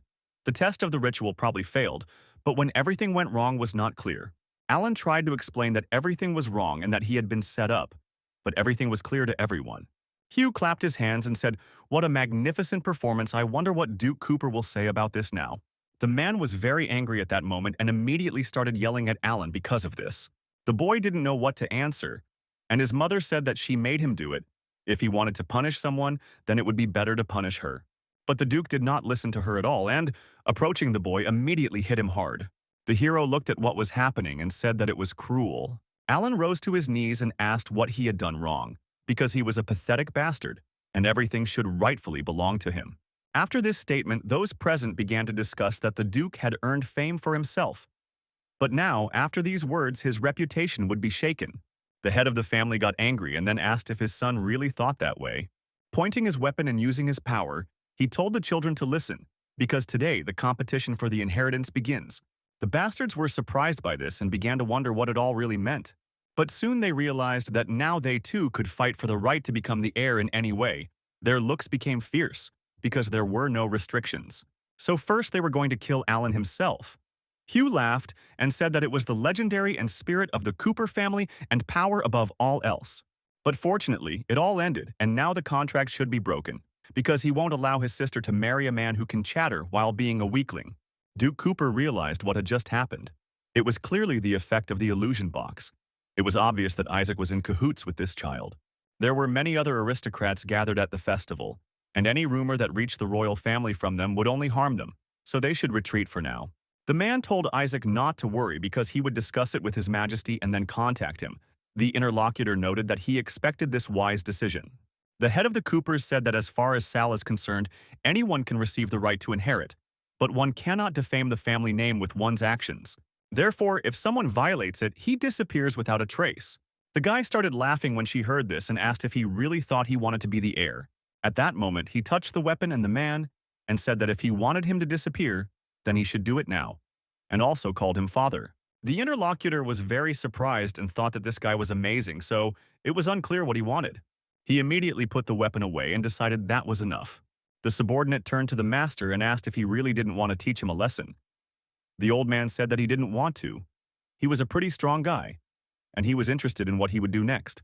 At the same time, I thought that this boy's character was clearly unpleasant, and he didn't even know who he got it from. Soon, Hera scolded Doug and asked where the leak came from. It was unclear who told about their plans.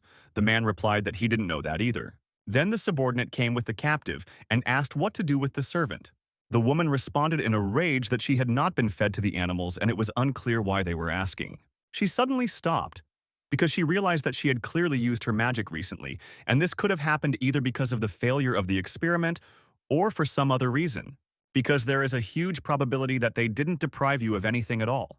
In a rage, the woman asked the old man if he really took away her talent, and then maybe he would show it to her right now. The man said that a high-level talent had not yet mastered it. Hera noticed that the excuse was already enough and ordered to finish him off.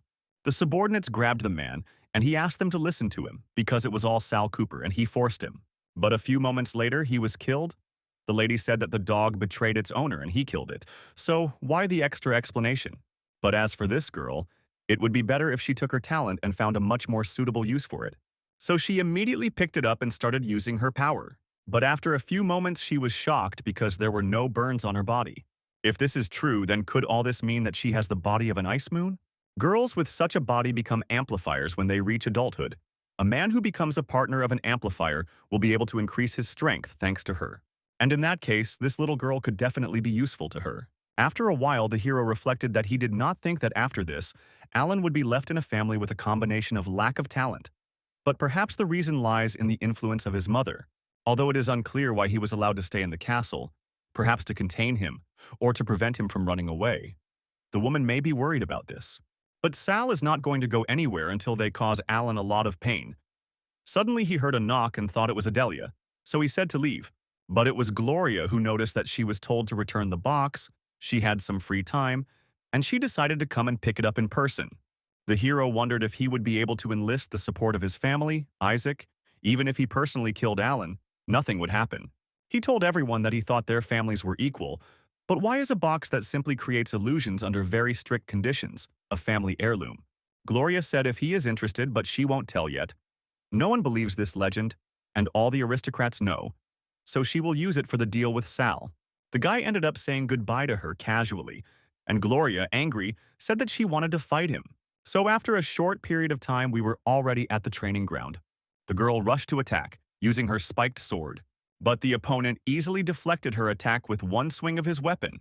Then he pointed a gun at her and said that she had lost again. The girl indignantly said that he had no manners. Sal turned around and noticed that she herself had asked him not to hold back. According to their agreement, she had to reveal to him the secret of the box of illusions. Gloria noticed that this was just a legend. It says that a person who has mastered the power of the stars themselves, as well as the magic of time, can use the box.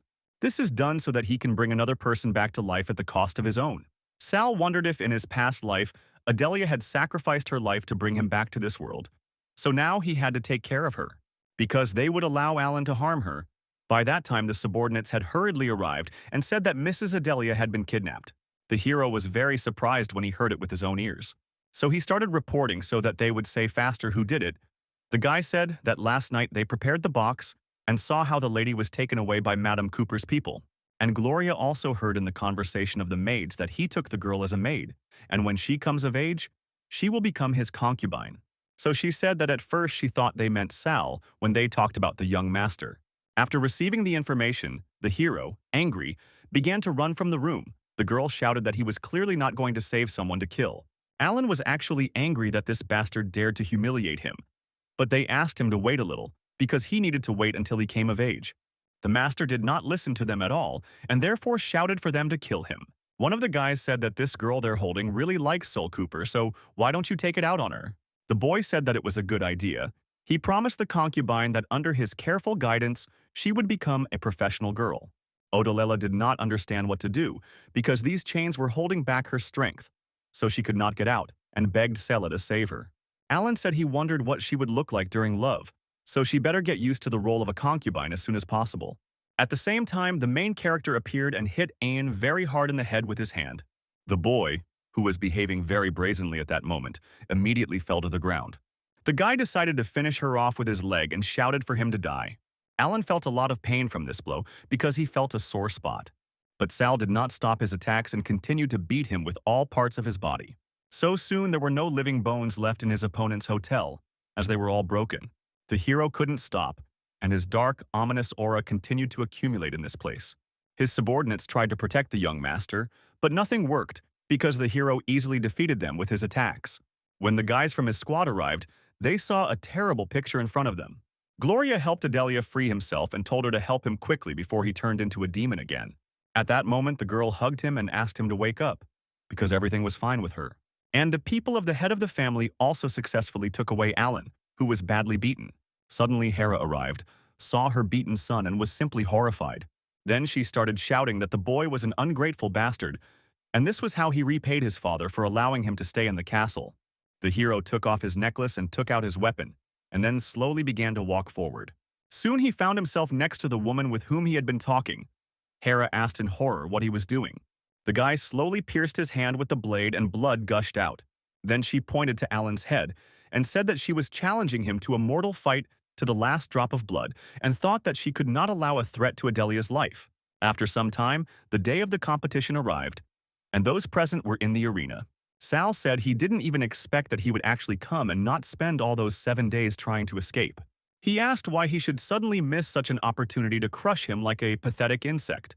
At that moment, the hero saw his shield and thought that it gave him goosebumps. The competition began, and the jellyfish's shield began to attack him with its rays. Naturally, the main character dodged the petrifying beam, and his opponent only laughed because of this. Sal realized that a stronger saint would not help against the Medusa's shield, because petrifications do not even count as damage, so he will not be able to reflect it with an oath. In this first must destroy this weapon, Allan said. Who would have thought that he deprived Perseus of the blade and he would give the shield of Medusa? The guy didn't answer him and just rushed to attack, but his opponent said that it was all useless.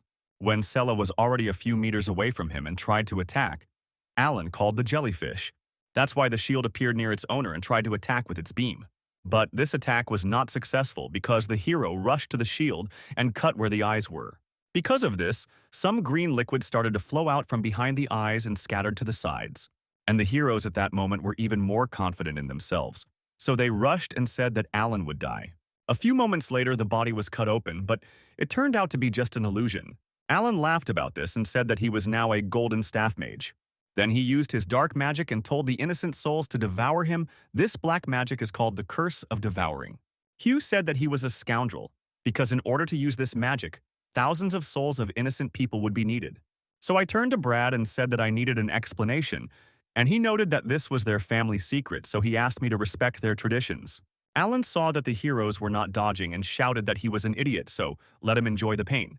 Suddenly, I saw that it doesn't work. And it's unclear how it's possible because I've practiced with this ability hundreds of times. It's impossible to just break through them. Enraged, he summoned more spirits and shouted at the bastard to go to hell. So, a large number of dark souls immediately headed towards the guy. Allan didn't understand how he and the guy were not damaged. The hero noted that he had fought enough, so it was time to die. The master used shadow death and damage transfer and asked how he thought he could hit him since he was his shadow. But at that moment, a completely different guy, who was standing on the side, was wounded. Sal wondered what he had forgotten. The oath automatically transferred any damage to his shadow. The guy asked what had happened. Did they really care about the lives of these bastards? At the same time, he used the black magic staff of life. This ability absorbs the life force of another person and attacks the selected target. Allan thought, although he doesn't know why, but he managed to avoid the influence of the shadow oath. But he definitely won't be able to dodge these. He will spend souls on the staff attack. At that moment, the life force of the remaining shadows began to drop sharply, and they fell off their feet.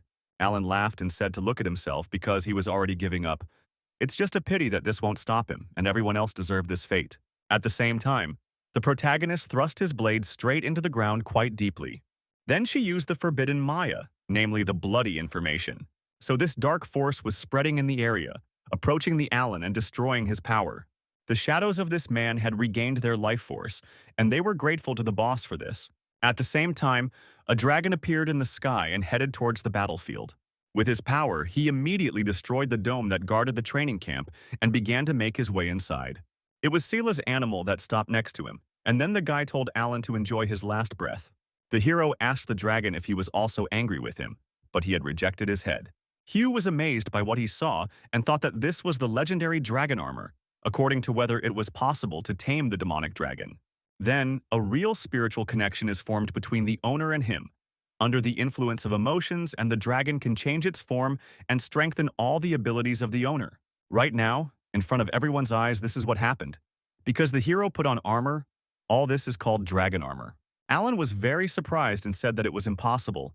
Even if the guy received the dragon's blessing, he would never be able to reach an understanding with him. It looks like this is another illusion, and now he will dispel it with his great curse. Using dark magic and unholy souls, he was able to create a huge, terrifying creature. The hero noticed what helped them understand each other with the dragon, and also unite. It was precisely the hatred for Allan. After these words, he made an instant conclusion and immediately cut the body of the creature that was supposed to attack him. So right in front of him, there was already an opponent who defended himself only with the help of his staff. Soon the guy started screaming because his hand was cut off. The hero said one hand because he stole their universal talents. The mother began to worry a lot about her son, but her husband told her to calm down. Allan said that this guy was just a bastard, and it was unclear how he dared to do such a thing. But the hero did not listen and rushed into the attack, said that he was fighting for the shadows that died because of him, as well as those he had killed in their past lives and those from whom he had taken away their natural gifts, and also for all the evil that he has done in the past, present, and future. Sal prepared for the final blow and told the man to go straight to hell. As soon as the guy tried to finish off his opponent, something that looked like a pearl flew towards his blade. It turned out that it was Hera who came to protect her son. The leader shouted that he would open it, because this was a sacred duel, a tradition of their family. Hugh noticed her ladylike nobility when you were a great magician. He could never have imagined that he would have the honor of seeing her on the battlefield. She used a magic artifact to build the 8-circle light barrier. The rumor that she lost her magic powers when she killed the previous leader was true. She used the skill 9 circles of white magic and the holy spear. She said she knew the guy would become a monster, so she had to finish him off in childhood. The Duke used his power and immediately shouted for them to stop immediately. Within moments, his wife's equipment began to fall apart. Also, after manipulation by this force, the main character's armor was also removed from him. Isaac noticed that, as expected from the Swordsman of Silence, nothing could overpower his forbidden scream. Brad told Sal that there was no place for him in the Cooper family, that he should gather his men and leave. The guy replied that he would regret this decision. The women still asked to let him finish him off, but the man shouted at him to leave, otherwise he would regret it himself. In the end, Sal gathered his subordinates and told them that they were leaving. So they left with the Isaacs. The hero said that the gentleman was not obliged to leave with him. Hugh asked if he wanted to join their family. The guy replied that he understood that he was an outcast, and wouldn't that be a direct declaration of war on the Cooper family? The man was surprised by this, and the hero continued to say that he could not join their family, but he could offer a deal. The king is sick, and the war of the aristocrats is inevitable. If the guy gets into the Royal Academy, he will be the first to receive the latest news. Hugh noticed that he was quite calculating whether he wanted to get into the academy. And in order for him to help him, Sal thought that since he had a talent for fencing, it was time to use this trump card. Therefore, the man said he must help, as he could become a disciple of the silent holy blade Chris. The man was just drinking and thought, does anyone remember him? He is an honored master of the sword of speed. Speed. His best characteristics. The speed of the ball surpasses even the sound of its impact. The blade ends up in the enemy's body faster than he can even hear it cutting through the wind. He is carefree on the outside but cautious on the inside, and is the head of the king's personal assassins, so he only answers to him personally. Alcohol is his hobby, but he often pretends to be. A few days later, Sal asked if the others could see those 3 towers in the distance. This is the protective barrier of Saint Mountain, the Holy Trinity. so the city is not far away. Hugh said that he had to warn that even outside the academy there were plenty of other aristocrats in the city, so they had to be careful. He continued his speech, and the hero thought that he could not be trusted because they were always ready to stab him in the back if it would benefit the family. Isaac said not to worry about joining the academy. Also, Adelia will become his servant. As for the rest of the subordinates, they will be guards from thieves. Sal wondered if the thieves were really that close and this was his chance. Hugh said that dealing with them was a real lesson, but the hero shouted, "Leave it to him." I also noticed that if we talk about Adelia, she will now get in the way and asks Mr. Isaac to accompany her to the Royal Academy. The man sighed and said to his sister, "First we need to resettle the people, this boy." Very soon the hero found himself in the depths of the forest and was observing the right place. From the memories of her past life, Angela was supposed to have been captured by bandits when she was about 7 years old. Holy Blade. Chris is her father, and for many years he searched for his daughter and was ready to do anything to save her. So if the guy manages to free her from captivity, he will have a chance to become his student. As he approached the bandits' base, he had already put on his armor. A large group was just training and using a spear. Soon the man who was leading them noticed a shadow that was above. A large number of his soldiers were killed in a few moments. The hero used the first hereditary fencing technique, namely the bloody shadow shine. Immediately after that, he used the second hereditary fencing technique. It, in turn, was called the unbridled feast of bloody snakes, and energy in the form of those very snakes appeared from the weapon. The leader of the bandits that Sal was confronting at that moment was Plan. He got angry when he saw this madman and attacked him. Naturally, the guy noticed this attack and easily blocked the big man's blow. Next, he jumped up and used the third inherited sword technique, blood shadow decapitation. The leader of the bandits noticed the demon's bloody sword and thought that he was from the Cooper family, but doesn't he know who they are? At that moment, Sel had no intention of listening to him at all and still used his technique and cut his neck. A few moments later, his bloody clones appeared when he used the technique. They, in turn, began to attack the remaining bandits. The hero noticed that they were just a bunch of evil creatures, and he did not care who they were. After this, the guy's attention was drawn to the griffin, which turned to him. Sal asked what happened. Did he really find the place he asked him about? And if this is really so, then he says to lead him where he needs to go. Soon, the heroes touched the ledge on the wall and thereby opened the door in front of them. Without thinking for a second, he began to go down to where the girl was hidden. Angela saw him and asked if he had really come to save her. Sal said that he came with you to take her to her father and wants to become his student. I thought that earlier she said that since childhood she could see a person's intentions. So I analyzed the guy. The girl stood up and said that he wasn't lying, so let him lead. Then, the hero lifted her into his arms and began to slowly climb up. On the way, he said that he was afraid that they wouldn't just be let out of here. And he said this because a skeleton with a large skull appeared in front of them, which glowed with a green light. The guy said that this big guy was incredibly strong, so he would only be able to block one attack, and when they went forward, he would distract him and let her run as fast as she could. The hero thought that the attack of the 4-meter-tall skeleton thug was equal in strength to the blow of a swordmaster, and this one was a whole 5 meters tall. Then he told the dragon that they were putting their lives on the line and asked Angela to get ready. Of course, the girl agreed to this, and everyone prepared for the fight. Clothed in success, the guy exhaled and immediately rushed to attack the skeleton. The monster saw him and did not stay away, so he also rushed to attack. In the end, the hero only had to hold him until the girl ran out. Angela started to run away, and the village's defenses were fading away at that moment. Smiling in a difficult situation, the guy said that the dragon armor had another ability and it was time to test its powers. Therefore, he immediately ordered to remove the armor. Removing the dragon armor contributes to the release of accumulated magical forces and creates a wave of incredible power. It is precisely this that is capable of stunning the enemy and saving a person's life. Sal said that a simple skeleton will not become an obstacle in his path. Now all he had to do was take the girl and leave here together. But the skeleton also noticed how Angela was running away and aimed his magic ball at her, which he released from his mouth. So, a few moments later, a powerful explosion thundered in the place where the man had been recently. The guy was very worried about her, but after a few moments he saw that the griffin had saved her. However, very soon he did not have enough strength to hold the big girl, and she began to fall down. And Sal jumped towards her and grabbed her in his arms in order to save her. He then stated that this was a closed magical formation, and in order to avoid it, its core had to be destroyed. But for now, this thing is following them, so they can't find it calmly. The girl noticed that if he was talking about the core, could she be in a place where no one was allowed? The guy noticed that she could.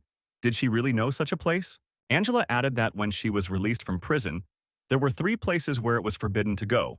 One of them was nearby, so she should go there. Sal said that the skeleton, although strong at a rather slow speed, is capable of throwing equally powerful magic projectiles at long range. And the guy now has no armor, so even one shell can seriously injure him.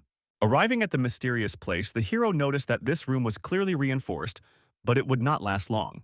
At the same time, the girl looked at the weapon, namely the bow, and said that it was calling her. Soul said that if that is the case, then they should look into it. When they got closer to the center, the magical power began to spread to the girl. The hero asked if this was the blessing of the sylphs. The interlocutor answered everything correctly. That big monster will be here soon and we should go to the next place. They need a mysterious place located on the other side. Very soon, they arrived there and saw a dark magic ball in the center. Sal was horrified when he saw it and wondered if this was what he thought it was. It turns out that the wizard who created this skeletal bully ordered him to self-destruct. The guy told Angela that the next trick could drive him crazy, and if that happens, then he should save himself. The girl replied that everything is fine, and she believes in him. Sel touched the weapon of delirium and thought that he should use the 4th hereditary fencing technique. A few moments later, he rushed towards the skeleton inside and used the bloodbath skill. So the core was hit by several dozen blows and began to split. At the same time, the spirit of the weapon grabbed the guy and said that now he belongs to him.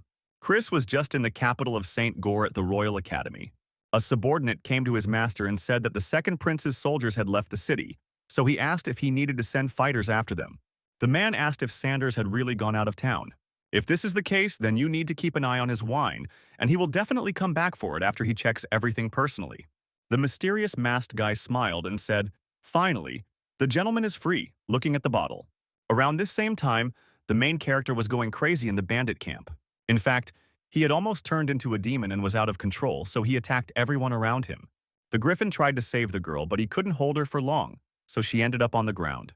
The dragon also realized that the situation was bad and tried to protect the guy from it with the help of his power. Sal, with his mad obsession, noticed this attack and turned his attention to it. And the griffin quietly crept closer, trying to protect the girl with all his might. She looked at him carefully and then thought about what the guy had said. She needed to survive by any means necessary, and she thought that she shouldn't be afraid, because everything would definitely be okay. So I used the bow that I had recently received and fired towards Sal. Naturally, the hero noticed this attack and, using his reflections, protected the forest from it. So the creatures that were under his control had to guard Angela again. The obsessed guy laughed and asked what kind of lovely young apple it was. I wonder what part of it he should try first. The girl was terrified and realized that she couldn't even move. The hero picked her up and said that this blood was so pure, he wanted to open her chest and let it sprinkle his body. Angela, with tears in her eyes, told her brother not to be upset. He did everything he could. Her tears touched the guy's consciousness, which was sleeping somewhere in the depths of his soul. So he woke up and told the blood demon not to dare go that far. The creature noted that this was impossible because he could not awaken on his own. Enough of resisting already because he cannot stop the inevitable, because his will obeys him.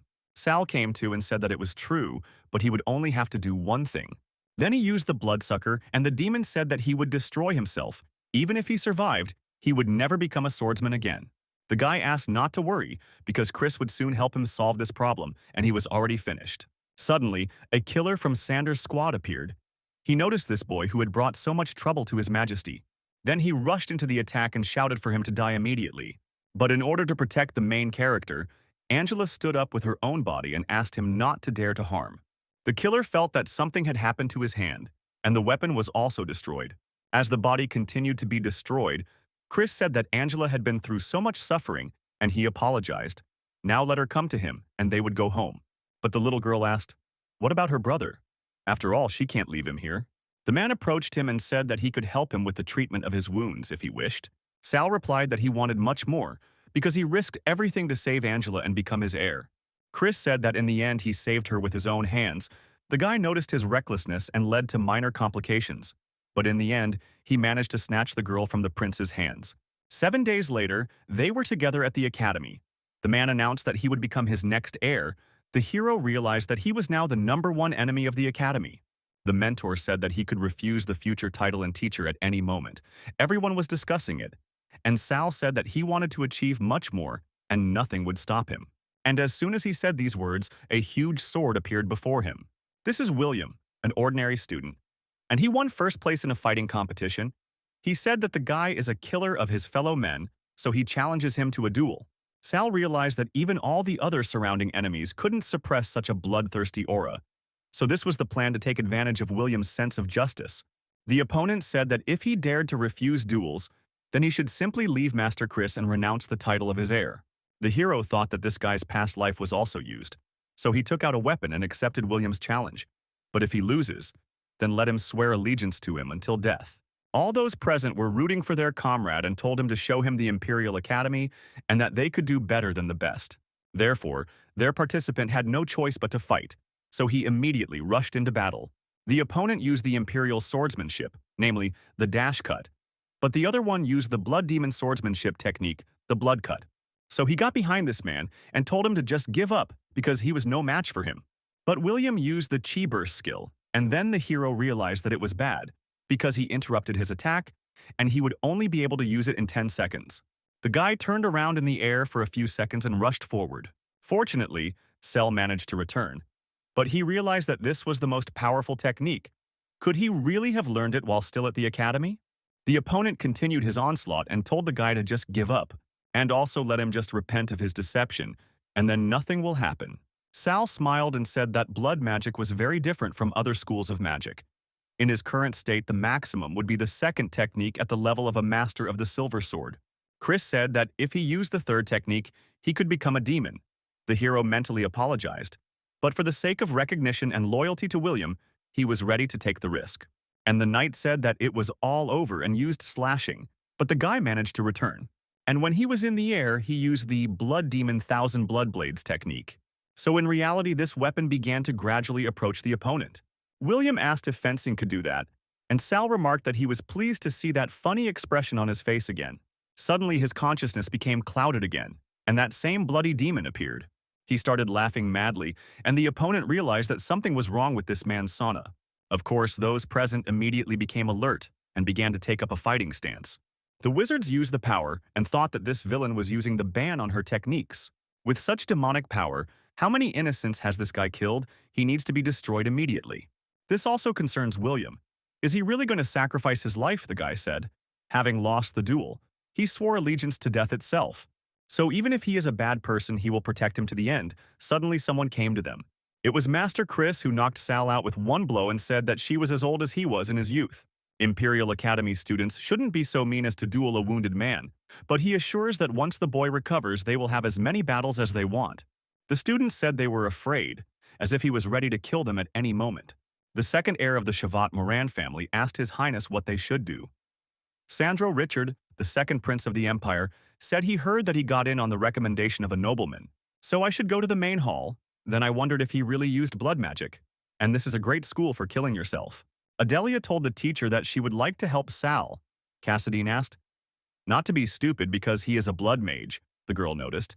Didn't he say that magic school doesn't affect? The teacher noted that although the person's character was not related to the school of magic, his magic was terrible and completely different from ordinary blood magic. Chris told Sal that if he wanted to master this art through blood magic, he had to be in perfect condition, both physically and mentally. The man worked tirelessly for 7 days to help his body recover. He will teach him how to use the power of his own blood instead of Kai to strengthen his own body and use blood swordsmanship. And he thanked him by getting into a fight without recovering. But if he really wants to destroy himself, then who will repay the Coopers? The boy said that he was not stupid enough to do this. And besides, he trusted his teacher and knew that he would not allow his student heir to go crazy. Suddenly, the dean of the Academy's combat department, George Brandon, appeared. Chris asked what he was doing here because he was not welcome. The man noted that he was actually outside the door. He said that Sal is a recommended student of the Academy. According to the rules, he has 1 week to complete the test to confirm that he is worthy of training. And Chris should not allow his whims to interfere with the work of the Academy. The rector may and will tolerate this. But he will not, the hero asked the teacher if there were any problems. Chris noticed that this was true. It was just a stubborn old man. As long as the guy didn't break the rules, don't worry too much. Then the hero realized that he should complete the tests as soon as possible. That night, Richard told old George that as a test, He had prepared a dungeon for them for another Sal, and had instructed his subordinate to poison the water in it before Cooper arrived. He will become so mad that Chris will have no choice but to kill him.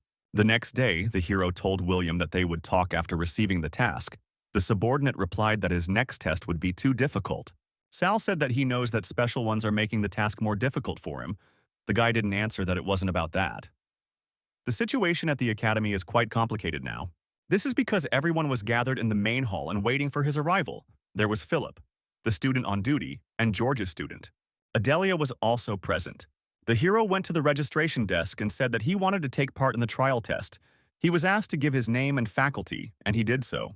Philip apologized and said that his dungeons would undergo changes. Its difficulty would be increased to extreme and would require a minimum of 4 people. William was indignant, but in response he heard that the tests for singles would only be ready by next week, but the tests had to be completed within 3 days. Turning to Sal, she asked if he wanted to try to find people for his group, or if he would calmly leave their academy safe and sound. Many were outraged at that moment, and Sal said that he only thought that he wouldn't be able to find a team for himself. Philip replied that he didn't care, and the others didn't want to join his team. And even more so, they want to become his lapdogs like William. The hero insisted on him weapons. He said that if he could find a teammate, he would kneel down and ask William for forgiveness for such an insult. George's assistant replied that he shouldn't dream, because if he wanted him to bow down before him, he would have to kill him. Sal replied that he would simply tell the truth to teacher Chris. Philip continued to insist that he gather the team before the evening, but the hero replied that there was no need to do so. Then Gloria, Adelia, and William happened, the hero told Mr. Cross-eyed to register their team. And after that, let him be so kind and get down on his knees and ask for forgiveness. He wanted to complicate his life. And are you ready to risk yours for this on vacation? Philip was angry, and the student said that he was just following the rules, and this guy was taking advantage of Mr. Chris's good name. William said there was no need to go that far. The boy asked him to remember. As long as they didn't make mistakes, no one could stand in their way. Philip told the teacher that he wanted to finish him off. George told him not to forget about decency and the rules of the academy. Everything he experienced today was fuel for his strength. And very soon the main character's group was heading to Melissa's jungle. William said that according to legend, the legacy of a powerful sorceress is hidden here. However, the academy has owned this dungeon for several hundred years, but none of the students could find the legacy. The exit is the lake. The foot of the mountain is a dangerous place, where monsters of a nightmare level live. But near the top, it is quite the opposite. Low-level monsters are found. The fog is poisonous, and the master of the golden ball will be able to hold out for about 10 hours, while the one dependent on the indicator of his own war will be able to hold out in battle for only 6 hours. Suddenly, the hero said to get ready because someone was approaching them. It was a group of students who were running away from the bugs and asking for help. William said that this swarm is not very tenacious, but killing it will not help, so it is better to wait until they leave. The unknown girl replied that it was useless. They had been running for 20 minutes already and had changed direction several times. At the same time, Adelia used her power and a shield appeared near her team. William said it was a cat's purr, but it was unclear what kind of spell it was. Sal said that these people ran for 20 minutes and didn't even have the courage to take up a sword, and yet they dare to call themselves talented warriors. And at that moment, he used a technique called the blood snake. His power struck the beetles within moments. So they all fell lifeless to the ground, the guy asked. Don't they get stronger? Then what kind of vile and useless monster is this? The second squad was glad that they were finally saved. The hero asked if they weren't ashamed that their rival saved them. The girl called him a savage because, as at least one nobleman, you can consider him as a pitiful bastard as your rival. If he had had enough brains to offer them an escort to the exit, then maybe she would have offered him to become her servant. Suddenly, she became very scared of the sounds and asked what it was. The swarm must have attracted the attention of other monsters. Everyone should be careful with these monsters. It's not that easy. As soon as the guy said this, a huge monster appeared, similar to a bear. Sal said, with a smile on his face, that none of this mattered, and that they would not just kill them all. Blood sword art is a special style that is more based on the use of blood magic and has been passed down in the Cooper family from generation to generation. Because this style uses magical power instead of physical movement during combat, it becomes very abrupt and unpredictable, making it impossible to resist. On the beast, the hero used the skill bone spikes, namely slaughter, to become stronger as a warrior. During physical training, you only need one thing, and that is to kill. The hero needs to carefully control his blood and also use it. And after that, absorb and improve your blood. And that's what blood magic is all about. A simple blood mage cannot develop his abilities so quickly in battle due to his fragile body, but a blood swordsman is not limited by this. The strength of the spilled blood is not important, because every drop will only make the owner of this style stronger. The only problem with this style is that all the anger and hatred that accumulated in the collected blood does not disappear, but rather merges. This is the image of the immortal demon within the warrior himself. This is an eternal, unbreakable curse that only a truly outstanding soul can suppress. Adelia asked after using if everything was okay with him. The hero asked not to worry. Thanks to the teachings of his teacher, even high-level monsters are not a problem. Therefore, in order to hit the creatures, he used the skill and used the storm as well as the whirlwind of arrows. To prevent her allies from being injured, the mage used a star shield. Gloria asked if it was happening to him that he couldn't be a dragon. The interlocutor answered that it wasn't so, because the sensations were completely different. Another noted that anyone who uses blood magic is doomed to lose their minds. The first and second Coopers went crazy because of this magic, and the same is said about the current head.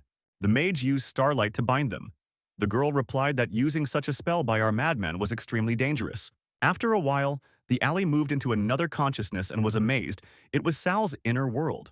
There was a bloody demon behind her who said that it turns out that there are still people willing to risk their lives for salvation. The heroine asked what he did to the guy. The monster replied that he had done nothing. The boy had chosen this path himself. The forefather of the Cooper family, who had created it, had just died from this thing. The creature asked about a deal. He would tell her how to save him, and in exchange she would allow him to plant the blood demon seed in her heart. Adelia replied that she agreed. The demon began to laugh and asked why good people were always so stupid. At that moment, the girl only thought that she would save the guy at any cost. The starlight was supposed to cleanse it, and this was the starstream technique. The aristocrat said that she was already able to use a 7th level spell at a young age. How much time she spent on books is very interesting. Gloria turned to the lady and said she could either come here and help them or shut her mouth. The hero was just trying to deal with the demon that was trying to control his body. Bloody Friend laughed and said that he was saved by a little girl again.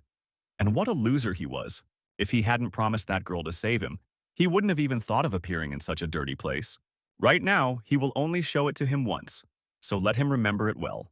The guy, in turn, needs to learn to understand the blood that he has absorbed, to find out which flow is solving his control over himself and to get rid of it. If he lets that scum take over his body again, he'll kill that girl he likes. When saying goodbye, he said that they would meet again very soon. The hero responded by stating that next time he would regret their meeting. And immediately after these words, he used a skill called Feather Snakes and struck all the creatures with one blow. Immediately after this action, the blood of all the affected enemies immediately began to rise to the crystal. At the highest point of the mountain, a bright beam appeared. The aristocrat said, "Dungeon." A demigod-level master arrived, which means the academy learned that they were in trouble and sent a teacher. Sal asked why they disturbed a master of such a level. Did something serious happen anyway? It didn't matter. After all, he had to finish the tests. High monsters gathered at the highest point in huge numbers and a man arrived there. And after a few moments they were amazed. The man said that this bunch of animals, who do not even know what they are doing, all that remains is to return with the bastard's head. Then His Highness Sandra will be indebted to him. The man's name is Oliver, and he is a master of fencing. He thought that with the help of this artifact specially developed by the Faculty of Magic for detecting blood, he could easily find the boy and finish him off. Suddenly he heard William being asked if he knew why the demigod level existed. Was it really just made up to sound pompous? Oliver saw the squad and wondered if he had saved these guys on the way here, unless the other students couldn't deal with him directly. The students saw him and happily asked if he had come here to pick them up, and they were already grateful. The teacher thought that there was nothing to be done, because everyone loved him. Get rid of the villain who was the culprit of the anomaly and the dungeon, then they would thank him for it. At that moment, the main character saw that the opponent had taken out his weapon and was attacking. The sword immediately cut into his body, and eventually a pool of blood appeared there. Oliver said that this child should be happy that he deserved to die from him. Sal noted that means that the level of a demigod is the level of a master of the golden sword. All of them from the academy are like this. It sounds loud, but in fact it's a trifle. The man was surprised that he didn't die. And this is the ability of my blood. So the hero thought of the image of a bloody demon, taught him to find any poison in the bloodstream. Now he used something else instead of the toxin stream. Therefore, he showed her movement throughout the body. And this contributed to the movement of the guy sees how the force flows through his body, and thus can predict the movement. If he can fully master this technique, then in the future, he will even be able to copy the movements and techniques of other people. At that moment, the mage from the squad used a cat's purr to create a barrier. But William rushed to attack using Imperial Slash, so the teacher only defended himself. He realized that this guy was really hard to kill, and William was fighting with all his might, so it looked like he would have to take advantage of that. The man used his combat technique and predicted the space using the flow. And then he moved from the place where he had just been. As a result, a huge monster appeared that had large and long heads.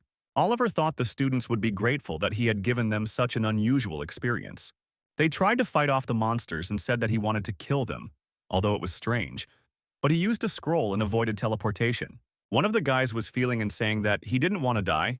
He wanted to earn some more money, become successful, and start a family. The other student also cried, but he knew he had to fight with all his might. But the monsters, when they saw their victims, immediately rushed to attack and wanted to tear them into small pieces. The hero told his comrade to block the monsters' attacks, and he agreed. But Adelia Gloria was ordered to protect these losers because they were their witnesses. The sorceress used her barrier.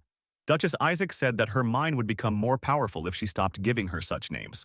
The hero asked to give him the crystal because they would die and still fail the tests. He understood that this was a monster of catastrophic level. I'm sure if he uses the Shadow Blood Blade technique, the demon will be able to take control of his body, but what if he only uses skills below silver? In the end, he told William to divert his attention to himself, because the guy needed a little time. The subordinate immediately rushed to attack and blocked the attack of the huge monster. But the creature's strength turned out to be so great that it was easily thrown back several tens of meters. The monster eventually rushed at Sal, who was very close. To protect him, William appeared again, using Imperial swordsmanship and the tearing skill. During the battle, he asked how much time the hero needed to collect blood. Several powerful attacks were flying towards him, and he said that there were a couple of seconds left. To protect him from these, Gloria arrived and used the Dance of Blades. But suddenly something happened to her, and so she immediately fell to the ground. Luckily for her, the main character used his blood magic and managed to catch her. He was already fully prepared for battle, and told the monster that he had come to his death. Therefore, he immediately rushed into the attack and used the Blood Flame Snake Strike skill. Really huge heads. Monsters of catastrophic level were cut up by this. When Sal saw what happened, he wondered if he was finally dead. After the addition, the hero gradually began to approach his comrades in arms.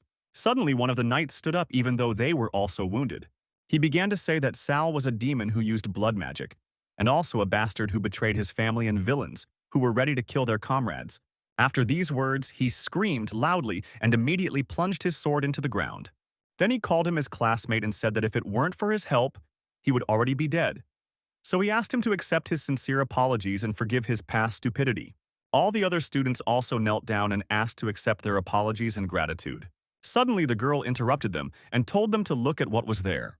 A huge swarm of vicious insects appeared in the sky and headed towards them. Sal used his blood vision skill, because he understood that there was clearly some secret behind this swarm.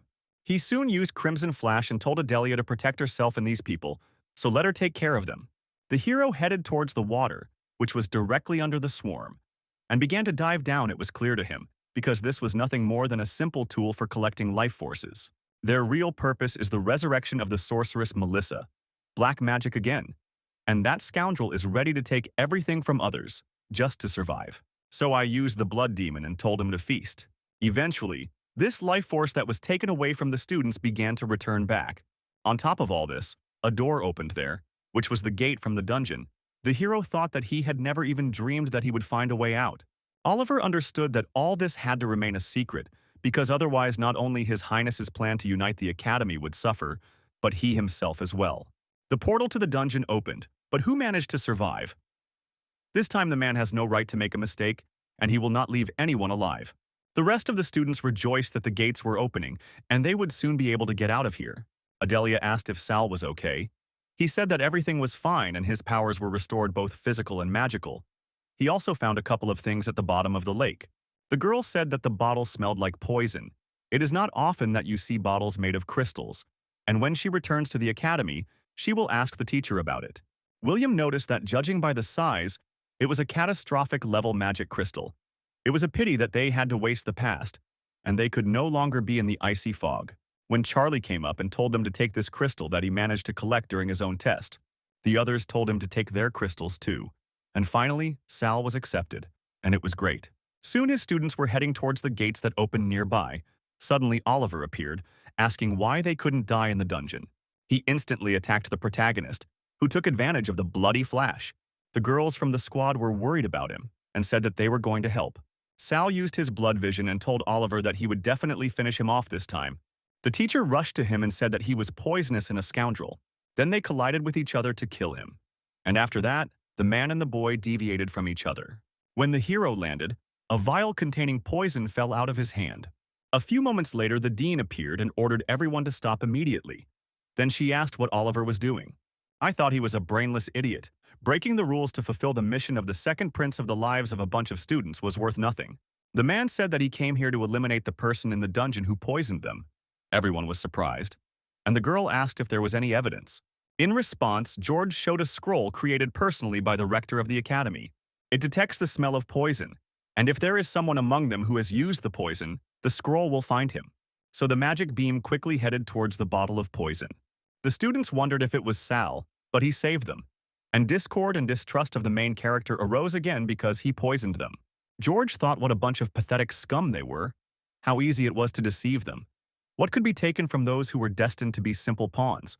Then he asked the hero if he had anything to say. He replied that if they themselves want to accuse a person of something, then a reason will always be found. Then he grabbed the river and noticed that if he thought the guy would give up, then it was a dream. George realized that he was fast, and this was his sword power. So he grabbed the weapon and said that according to the rule, the teacher can kill anyone who attacked him within the walls of the academy. But now, Chris's student will take punishment. Suddenly, his blade was affected by some other force that appeared from outside. Several men entered the portal, and one of them told George to wait, as it was not yet time for the execution. The teacher told the principal to look at this magic scroll, and he found a trace of corruption on seal. The man used a secret identification technique. It was the secret royal poison. So he said that all this does not prove anything, and first they should put them in prison and then begin an investigation. Better lock them up for now, otherwise this guy will be subject to an unstoppable stream of assassination attempts. The director said that they should go back because there was no need for the students to waste time on such trifles. The students had another discussion and they didn't understand whether Sal had poisoned herself or not. Some said he was guilty and some said he wasn't. Soon, the main character and Chris were in the dungeon. The master said that this poison is a special weapon of the royal family against blood mages. According to what he managed to find out, Prince Sandro got him. The hero shouted that he would not leave him alone and would kill him. The teacher told him to stay here and think about the fact that in this world, no matter how many enemies he killed, there would not be fewer of them. Oliver noticed that he was stupid. After all, Chris's job is to protect the royal family. The hero replied that he still didn't understand anything. He would work it out with his prince. The interlocutor noted that it was a great honor for him to contribute to His Highness's plan. The main character immediately remembered his past life and thought that this was absolute devotion.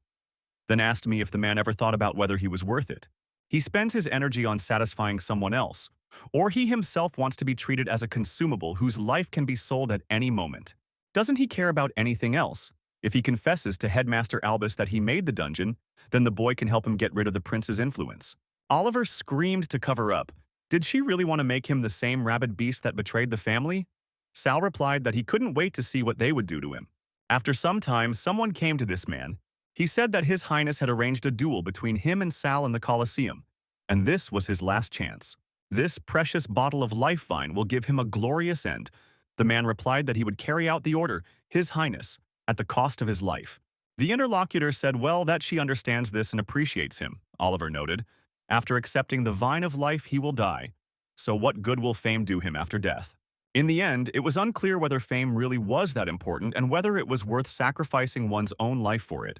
Very soon, the time came when the battle was to take place in the Imperial Coliseum.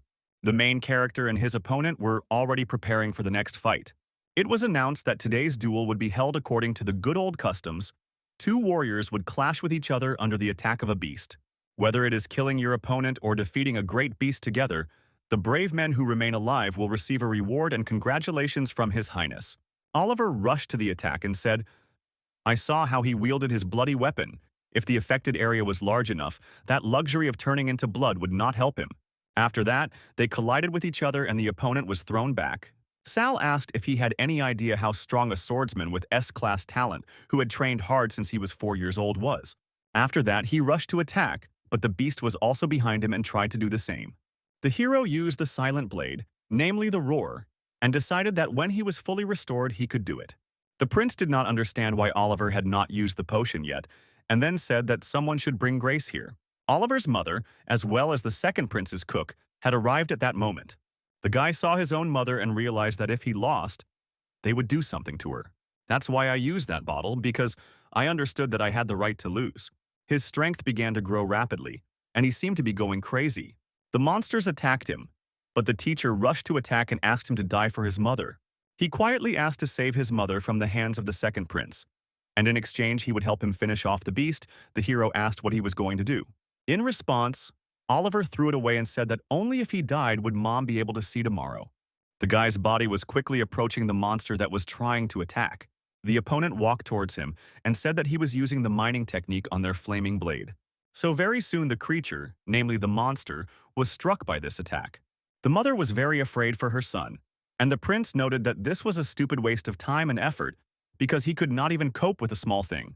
Oliver hoped that his death would calm the anger. His Highness and Sal would see that he had paid for his sins and also save his mother. Very soon, the core of hellish life was used. Oliver begged to save his mother, and the hero asked if he really worked for the second prince for her sake. If he dies, the guy won't help him save anyone. So right now, let him take care of his family himself. The hero pierced him with a blade and used the blood magic of the rebirth of blood and flesh. The blood of the hellish vine can neutralize the negative effects of the vine of life. Do not chatter and restore strength, because calm Chris will come for him. The prince said that he didn't even think that blood magic was so strong. He was able to defeat the beast and the demigod swordsman at the same time. So he expressed his congratulations, and now the winner can ask him for a reward, that he will choose wealth or will beg for forgiveness for the committed crime. Pointing to the woman next to him, the hero said that he only needed her. The prince stated that he probably wanted to take revenge on Oliver's family. Of course, it can be said that Sal is indeed a real blood mage. Greed, bloodlust, and the desire to kill have completely consumed his soul, so it can join him, because it will become his faithful sharp blade. The hero asked if his attitude towards his servants was so fickle. Oliver gave his life for him and died while carrying out the order, after which his family immediately kicked him out into the cold. His Highness stated that he was sorry he was dead. Sal asked what if he didn't want to join him. This is what I heard. If this is true, then blood mages are persecuted in their empire. Only those with power can protect him. Let him join or he will be expelled. The subordinate rushed to attack the guy and asked how he dared to refuse His Majesty's order. The hero easily defended himself from this attack with one hand. Soon they shouted that there was a murderer here and that His Majesty must be protected at any cost. Oliver returned to his mother, and she was glad to see him. The prince did not understand how this coward could be betrayed or was still alive. Let him go to hell. The hero hit one of the knights and said that only he would go here. Immediately after that, he continued his battle and used blood flash. So after a few moments, the weapon was near the prince. Sal said, "As he can see, his life is now useless and power too." The prince turned to Chris and said that, as the head of the royal guard, he is also the supreme assassin of the royal family. So is he also a traitor? The man rushed forward and killed one of the knights who was nearby. Then he hid his weapon and declared that in the presence of His Majesty alone, he had in his hands 3 vials of the royal poison that had been found in the dungeon of Melissa. As the head of the royal guard, he had to find out where they came from. He thought it was good that Sal saved his daughter, otherwise he could have been manipulated. The prince realized that if the investigation continued, they would get to him and put him under house arrest. Soon, there would be a meeting for the exchange of new students of the academy. The older brother definitely takes this opportunity from him then. The guy said that these bottles were a gift and how Oliver got them is unclear. The hero asked if he wanted to say that all this was Moran's plan. The man replied that he had nothing to do with it, and let them call Moran here. Soon the man arrived and asked if His Majesty had called him. When he arrived at the poppy, the blood immediately rushed towards him. But suddenly a shield appeared that protected him. The guy said that he thought who had the courage to attack a nobleman in the middle of the day, and it turned out to be a bastard. The man who arrived turned out to be an Allan, and said that according to the sacred laws of the empire, Moran is a baron. This means that even if the guy kills him, he will only have to apologize to the Cooper family and pay them compensation in gold. This means he is still alive, and being a raven, Moran did not violate any laws of the empire. Then she greeted his majesty and apologized for this guy. The prince replied that such a mad dog should be kept behind bars. He stated that it had been a while since he had seen the bastard, so I wonder if he was ready to go back to his cage. The mentor told the guy that he surprised him with his reaction today. He's talking about that guy from the Cooper family who was throwing mud at him in front of everyone else. The man was disgusted to hear this, but he wasn't even angry. The hero asked why he was angry because he had already dealt with him. But that guy is protected by the damn shadow moment, so he won't die. And only those from the Cooper family will suffer. Allan's mother would not leave her son alone, and believes that she and the head of the family are also here. In addition to all this, the second Prince Sandra was tasked with holding a meeting to exchange new students of the academy. Rather, he invited all the heads of the family. Sal was attacked by several knights who asked him not to fool Chris, but the guy reacted calmly to this. He defended himself with a weapon and said that there would be many high-level knights at the exchange meeting and they would also want to fight him. While he was speaking, he destroyed his opponents with his enormous power.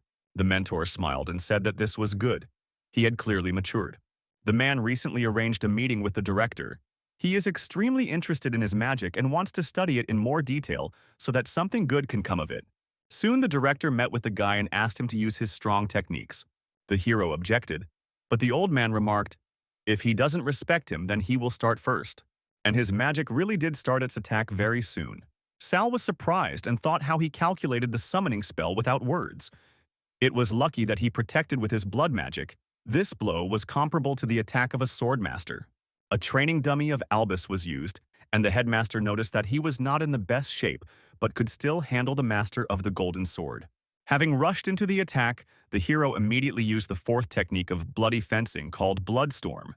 The old man said the scope was good, but the efficiency was poor, so you should try to increase the strength with your own blood. The guy eventually tried to do this by performing his instant attack. Albus noticed that he was too forgetful, and the blood demon would not miss an opportunity. He feeds on the life force of other creatures, and the village only strengthens it. The guy was constantly using high-level techniques, burning a lot of blood even while the creature was conscious, and that voice was exactly like Brad Cooper's. Chris shouted to the director that he couldn't continue to see the guy any longer. He couldn't stand it.